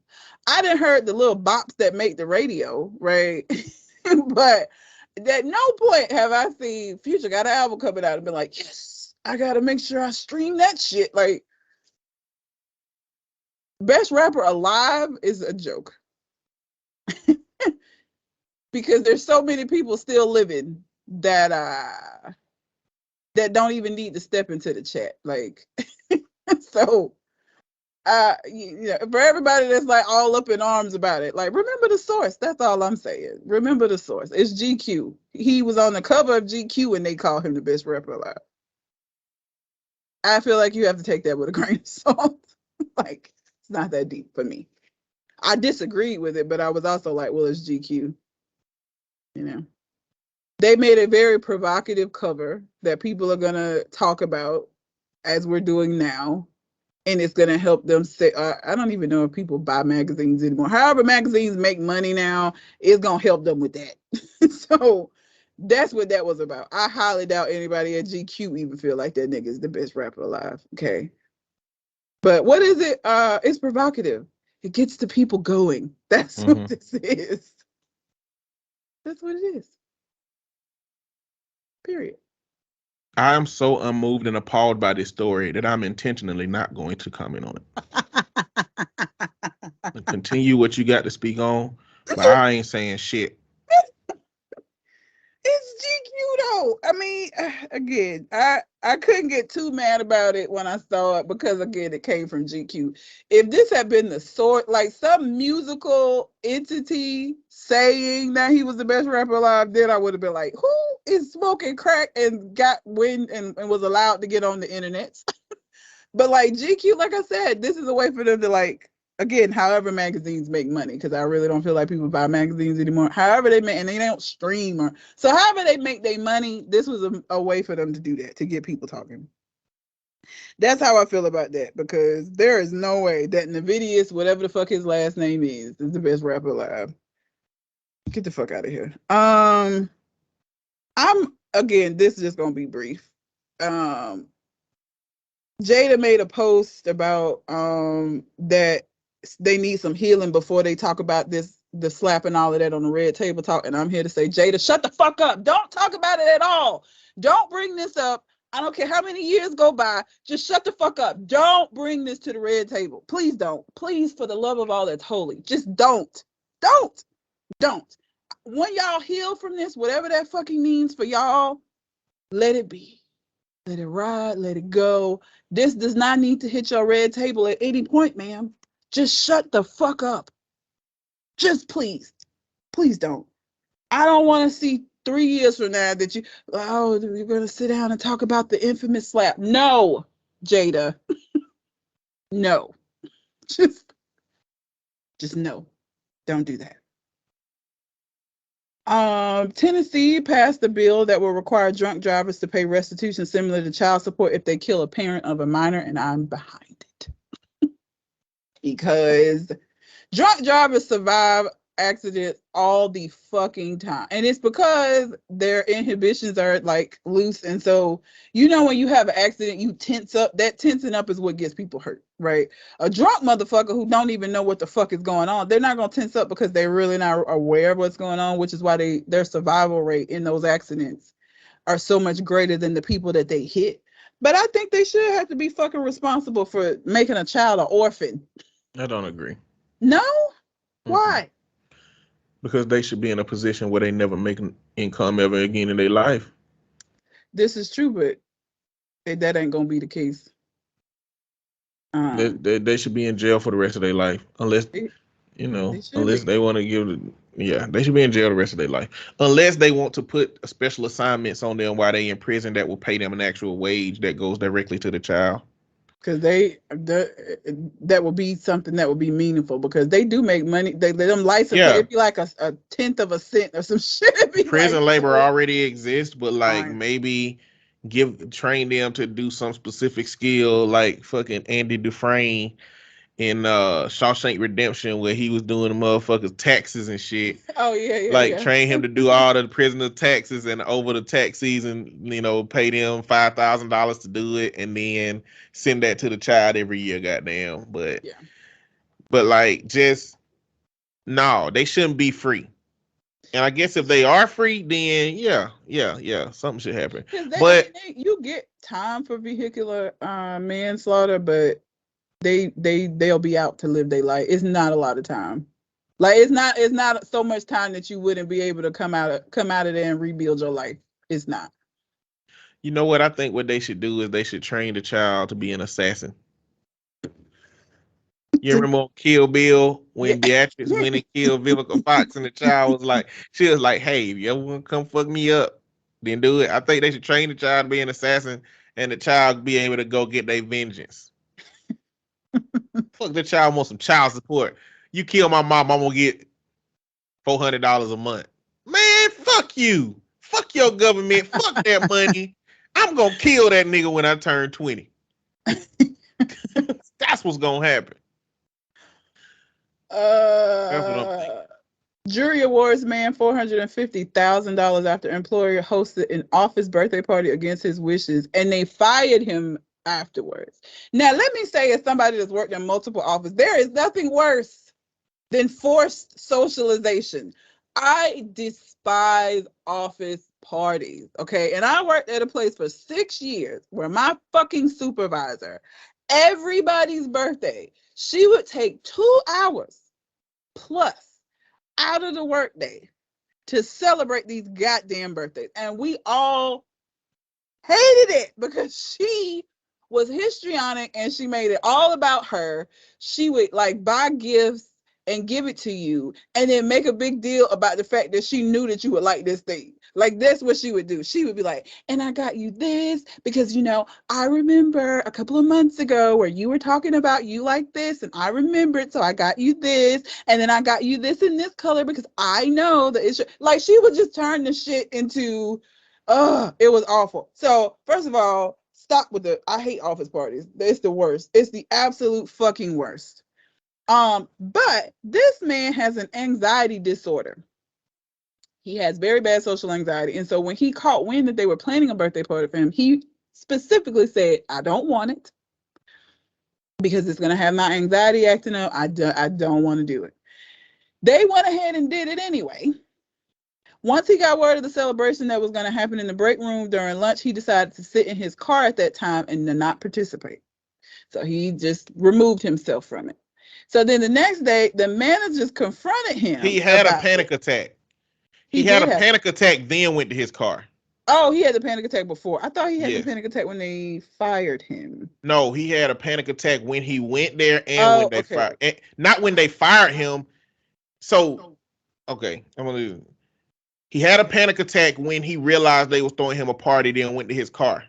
Okay. When they announced that they were going to have a meeting with him, he had another panic attack. Okay. Had the meeting with them, and then just had a panic attack. Left for work. They said go home, and then they messaged him that he was fired. And the reason they gave was because they were afraid they were afraid for the other employees because of his behaviors. So they were interpreting his panic attack as violence and aggression potentially to the other coworkers because of it.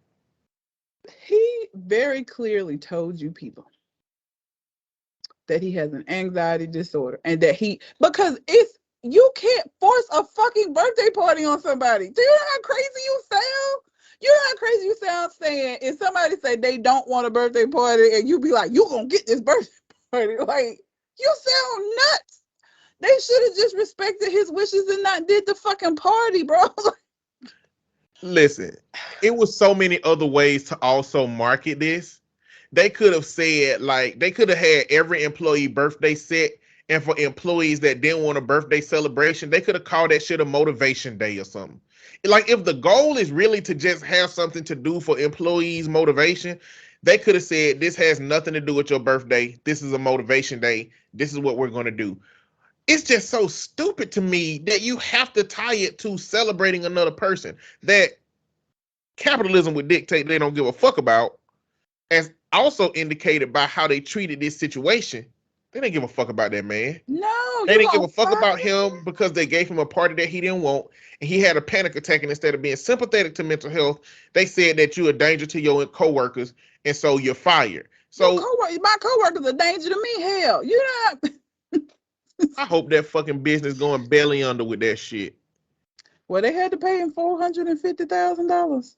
Now I think it's like a tech business, so they probably got They a ton of probably, yeah. expendable income, or also some kind of insurance that exists, I'm sure, for shit like that. But damn, That's so again, as somebody that's worked in multiple offices where this is a thing, I fucking hate it. I hate it. It's annoying. It is, and we tried to talk to the place that I worked at for 6 years. Everybody hated it, and so we tried to put a stop to it. And the supervisor, made it about her and had a whole come apart about it. I didn't give a fuck. I was still on the team of fuck these birthday parties. But because she had a whole come apart about it, they decided to continue to let the shit happen. And that I was livid because I was like, y'all don't even like this shit. We all had a whole discussion. We're tired of it. And because she cried, give a fuck about her tears. She histrionic. Them ain't real tears anyway. you don't have to give a fuck about white women tears. Somebody does. Them bitches is like diamonds dropping out of white women's eyes. Don't you that's just what it is. I'm sorry. Them niggas start, and so until I left, she was, and I'm sure she's still throwing them goddamn birthday parties because it's about her. She makes it. It's not about the employee who's having the birthday. She turns it about her. That's really why we hated it, because like, I got shit to be doing, and you just want to sit in here and do this shit. And then two, you make it about you. I don't want to sit in here and talk about all the things you went through to make this shit happen, bitch. I ain't asked for it, okay? So you can kick rocks.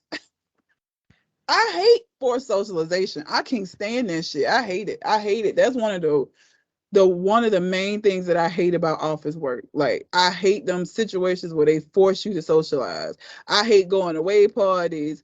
I hate new hire party, welcome to the staff party. I hate all of that shit. Can I just come do my fucking job, please? And I will socialize with people that I actually give a fuck about on my own time if I want to. But do not have me in a situation where I got to sit in here and kiki with some bitches I don't even like. I don't want to do that. No, thank you. So I'm glad they had to cut him a check for that, because it was bullshit. And these all jobs need to stop doing that because it's dumb. Okay. So my 3 stories is gonna take us out or take us over. I've been trying to avoid talking about the shootings and shit that's going on in the black community, but there's one thing that happened with this 8-year-old boy, where he got caught stealing a bag of chips, Oh, I saw that. and the police came and pretty much, detained him. Now they didn't arrest him. They took him home to his dad, but bro, they traumatized the shit out of this kid. He just crying and crying and crying. But it's one thing that the police officer did during this that I want to highlight. The police officer, after being reported that this child stole some chips, the police officer, they caught the child. The child threw the bag of chips on the ground. The cop made a snarky remark. Oh, you think I wasn't going to see it because of that? Opened up the chips in front of the kid and poured them all out on the ground. Why? Balled up the bag and threw it. Like, I'm going to prove something to you, kid. What did you prove by? But listen, I just wanted to point out that's how much they don't give a fuck about the crime, right? Because if somebody stole my Xbox and the police caught them stealing my Xbox, that's the equivalent to the Xbox being like the cop busting up my Xbox in front of the criminal to prove a point to the criminal. You know what I'm saying? What should have happened was the cop should have took that bag of chips back to the store. Yeah. You know what I'm saying? Just like he should have brought it back to me. But see, police officers, they have gotten beyond giving a fuck about the crime. They just give a fuck about making these, who they perceive as the criminals, feel some kind of way. And the head of the department is saying that this is community policing 101. Like, this is what you're supposed to do. And it's like, no, what you're supposed to do is, hey buddy, I heard you took a bag of chips. I don't know if you're on some tough times or having a bad time at home. Like, being a human to a fucking human. That motherfucking grabbing him up, they threw him in the fucking the back of the squad car. He just crying, and the cop just holding him and yelling, "Stop! Stop!" Like, when your kid crying, do you do that? Maybe. You know what I'm saying? He may do that, but he don't do it with the vitriol that he was doing it to this little colored fella. You know what I'm saying? Like, but that's all I wanted to point out about that, man. I ain't gonna harp on this stuff like right now. It looked like, just like it happens, these trends show up where it happens. This happened with this 8-year-old kid. And the other guy got shot in the back of the head. We didn't talk about the white girlfriend killed him. Did we talk about that? We did not, but I kept seeing that. Yeah, I'm just trying to avoid that stuff for now. At some point, I'll be back on it, but not right now. The other thing is what's going on is Disney. Okay, so I'm gonna tell y'all what's going on with Disney, Florida, and Ron DeSantis. Okay, so once upon a time, very long ago, in the 60s, Disney started secretly buying up land in Florida. And once Florida legislators started realizing what Disney was doing, they was like, hey, look, y'all can't just come in here and do stuff in this district that's going to impact the taxes on the rest of these people, because y'all are trying to build this big ass thing and the people are going to have to eat that up. So Disney was like, well, you know what? If you make our park its own district, then you won't have that problem. And so this is the arrangement they came up with. Disney was going to be responsible for their own maintenance and upkeep. They were going to be responsible for their own building. They were going to be responsible for their own policing, because they had their own police. They had their own firefighters. That's like the Vatican. Yeah, it was they was responsible for all their own shit. And across history, this has, hadn't been a problem. But don't get me wrong, certain problems have come up in all of this, right? Because Florida, in a lot of instances, have had problems with this, because Disney, they get eminent domain, they get all this stuff. But at the end of the day, it's meant for the taxpayers to not have to pay extra money. But over time, little shit starts happening, you know what I'm saying? Disney, at some point, like in the 90s, won a $57 million. They won $57 million worth of tax-free bonds from the state to upgrade its sewage, which all the other local officials were trying to get to use affordable housing. So, okay, Disney is exploiting this area and exploiting their relationship with the government. Okay. At the same time, in the 90s, Disney starts to transition towards accepting LGBT community. In the 90s, Disney was having a gay day. They didn't have it, they allowed it. It wasn't hosted by them. It was just people came there and had gay day, and Disney allowed it to happen because fucking these people that spend money. Why wouldn't the business want money from people? But religious groups, they do their thing. In 95, Disney went to extend health insurance to same-sex partners of its workers. And they boycotted it for a decade, but like, what do a boycott for somebody like Disney really look like, right? In 2021, now this goes back to the relationship between Disney and the Florida lawmakers. They passed a bill regulating social media shit, and they add a last minute amendment to exempt companies that own theme parks so that Disney wouldn't be affected. So we ain't gonna regulate y'all, Disney. The courts blocked the law. But again, this is just to highlight the relationship that legislation have traditionally had with Disney. We all know that DeSantis in Florida and DeSantis passed the Don't Say Gay bill. It's not the Don't Say, it's House Bill 1557. But the left liberals, they created the name Don't Say Gay bill because essentially the bill says from kindergarten to third grade, you can't use any language that represents sexuality or gender.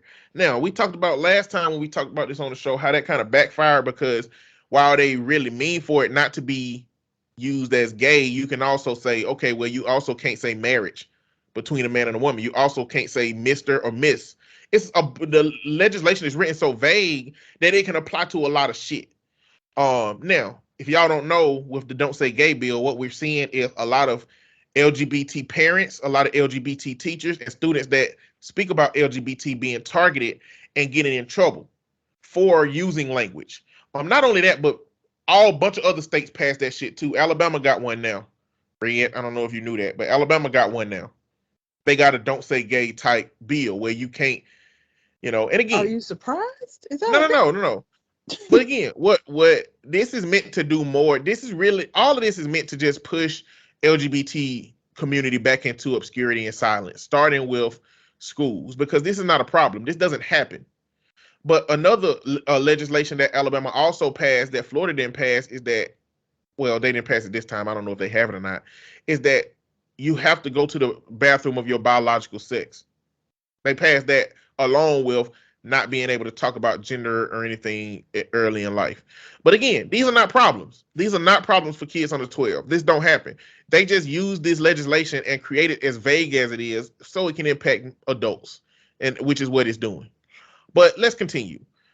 Because the Don't Say Gay bill being passed, the Disney chief executive said that we take no position on the bill.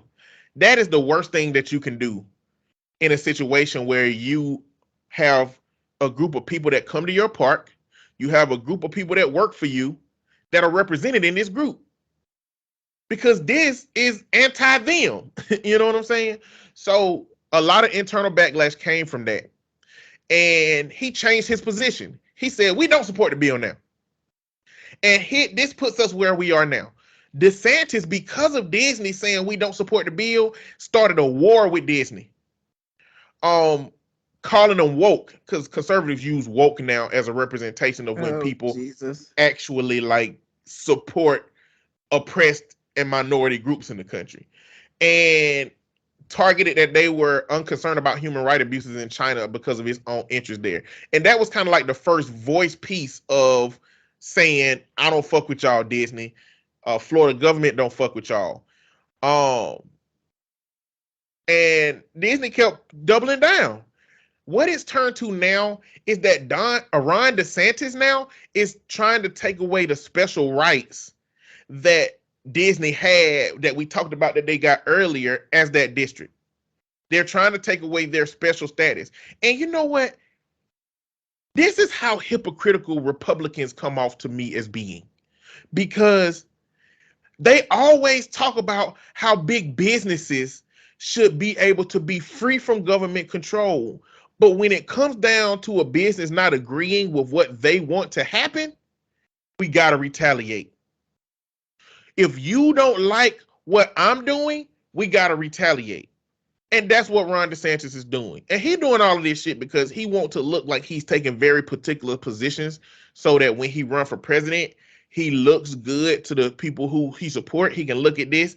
He gonna start talking about how, well, in my state of Florida, we didn't support the mask mandate, and now it didn't make a big difference. And in my state, we created the legislation about not being able to talk to kids about sexuality, and that's my state. And when big businesses were taken over and being ran up by the woke mob, we took away their special status because we're not afraid of challenging people that looks at our systems differently than we look at it. You know what I'm saying? But it really challenges what Republican really is. And that's what happened with Donald Trump. All of that shit challenged the core foundation of what the conservative/Republican Party has been. And Ron DeSantis is doing that. And people are supporting this. And I don't understand why.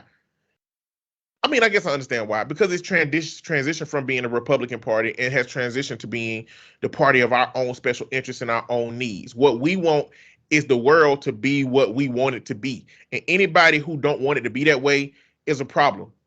Because they are moving away from respecting democracy. They don't respect the idea that there are two equal sides. They don't care that it's a whole host of people in America that are struggling with things that legislation or at least a middle ground could meet. They are wanting this world to be exactly what they want it to be, and that's not democracy. And that's starting to get scary because that's starting to move over into fascism. Now, I know fascism is a long way away from that because you got oligarchy before that and some other political systems before that, but them leaving democracy is creating a big hole in our society and a gap between what some people should have and what some people don't have. So that's where we at. They passed the bill to take away that. Now the struggle that's going to be is if this whole thing was created for Disney to take the burden off of the districts around it, then logic would say that now that the burden of all of this goes to the districts, Disney still existing means that these districts are going to have to absorb the amount of money that Disney is accumulating for those districts. Which is a lot of money. It's a lot of money, and it really may end up losing Ron DeSantis more support than anything because, again, there is no logical reason for him to make this decision. There's no logical reason for him to make this. This is literally y'all ain't doing and going with what I want y'all to do and go with. That's the only reason he's doing this. There's no logical reason to do this. You know what I'm saying? I mean, at this point now, he can say, well, they don't respect China and, they've been, getting a whole bunch of special privileges. That was true the day before they didn't agree with your legislation. You know what I'm saying? So now for it to be a problem the day after they don't agree with your legislation, to me feels like something that should be federally investigated. Like I'm retaliating on businesses because they're not supporting my campaign and my legislation moving forward. As an independent business, they have the prerogative to do that because they are tending to the people who are their shareholders, not to the government. Mm-hmm. That's a problem to me. That's a problem to me. And this shit gonna keep developing, but I just don't like shit Florida doing now. And I really never like shit Florida been doing. Yeah, Florida's like the asshole of the United States. Yeah, but it is what it is. We are 5 minutes over, but I do want to talk about patriarchy real quick. I think patriarchy is the reason for everything problematic, especially with men. Patriarchy is the reason for a lot of shit. The reason that men don't get court custody of kids more than women, and women have a better time, patriarchy. Patriarchy did that. I know white European patriarchy, but it affects everybody. Mm-hmm. Another thing, and this goes into the mental health issues with us as men. Shaq in an interview on a podcast said that I tell my boys when y'all get 18, y'all gotta go. Well, I'm gonna give y'all his quote specifically. I like my girls a little bit better because as a man, you have to protect, provide, and love your woman. I trust them more because they're more sensitive, they're more caring, and they're thinkers. You know how boys are. My boys, you bring something in front of them and they're gone. I tell my boys when y'all get 18, y'all got to go. Girls can stay as long as they want. I'm dead serious. The girls can stay as long as y'all want. Take your time, go to college, get your master's, get your doctorate. I'll pay for it. Take your time. I just wanted to say this line that he said, you know how boys are. This is why we have a fucking strength, why society got a stranglehold on us and we can't seem to get shit done and shit right. That's the reason why there are more women in college. That's why there are more women, black community, black women in college. This is why there are more black women earning degrees. This is why there are more black women starting their own businesses. This is why there are more black women in a lot of upper that are escalating in their professions. This is why, because we don't teach boys and give boys an opportunity or an allowance to fail and to get support that they may need. This man said, y'all, he giving his girls all kind of cushion and not giving his boys any, even though he has the means to give them that cushion. Like, we are so intent on having this stranglehold on us to where boys and men have to get it out the mud that we don't realize that the pressure that a boy walk out the house carrying with himself is enough to break a motherfucker. You know? And I just wanted to talk about that because I'm going to be talking about patriarchy a lot because I've been talking about that shit a lot on my TikTok. So I'm going to be talking about patriarchy a lot more on the podcast, moving away from black trauma, but more so man trauma in terms of patriarchy. And like the idea, if you heard me say patriarchy and you shivered like, oh, that's bad. If you're a man and you heard that, you really need to do some research on what patriarchy is. Okay? Like, patriarchy is a big problematic system that as black men, we don't even get country club patriarchy. We get fucking eat out the back door Jim Crow patriarchy, when it comes to that system. But it still affects us when you zoom into the black community because the access that we have to male power still looms over the black woman significantly. But I just wanted to bring that part up because y'all gonna be hearing some of this shit goddamn coming up. But that's all I got. All right. Oh shit. Anything else on your mind? Mm-mm. What's on my mind is I was gonna say it last week, and then you brought up Jada, and I'm gonna say it this week. Originally, I've been trying to just be so neutral with the idea that like we don't know Jada and them relationship, but man, it's so much evidence coming up about Jada in terms of how valuable Will is to her, which don't seem like very. Yeah. I just don't understand why they in a relationship together at this point. Down up to Willow, because the thing that really fucked it up for me was Willow writing a letter to Tupac. Yep. Wishing that he was still here so that her mama could be happy. And I'm like, damn, like this is a representation of how much Jada is talking to her daughter about her own struggles with this shit. Mm-hmm. And I'm like, that's fucked up. Yeah. That is very fucked up. But yeah, that my new position is Jada gotta prove she worth something to me at this point. Will Smith, I guess, is his own version of a problem because he's been indoctrinated by it for so long, if that's the case. So they both need their own help. But like, I guess it would starting to look more like I won't say codependent relationship, because she don't have the dependency. Like, it feels like if Will left her, she'll be fine. If she left Will, then he'll struggle like a motherfucker. Yeah. But I don't know. That at this point, Jada got to prove to me that she's worth something, and Will Smith got to prove to me that there's something redeemable about their relationship. In reality, they ain't got to prove nothing to me, and I don't care if I don't hear nothing from them ever again outside of Will Smith being whoever he gonna be in movies in the future. He's probably gonna have to go and get in that Tyler Perry studio because Hollywood ain't trying to fuck with him no more. It wasn't even worth all of that.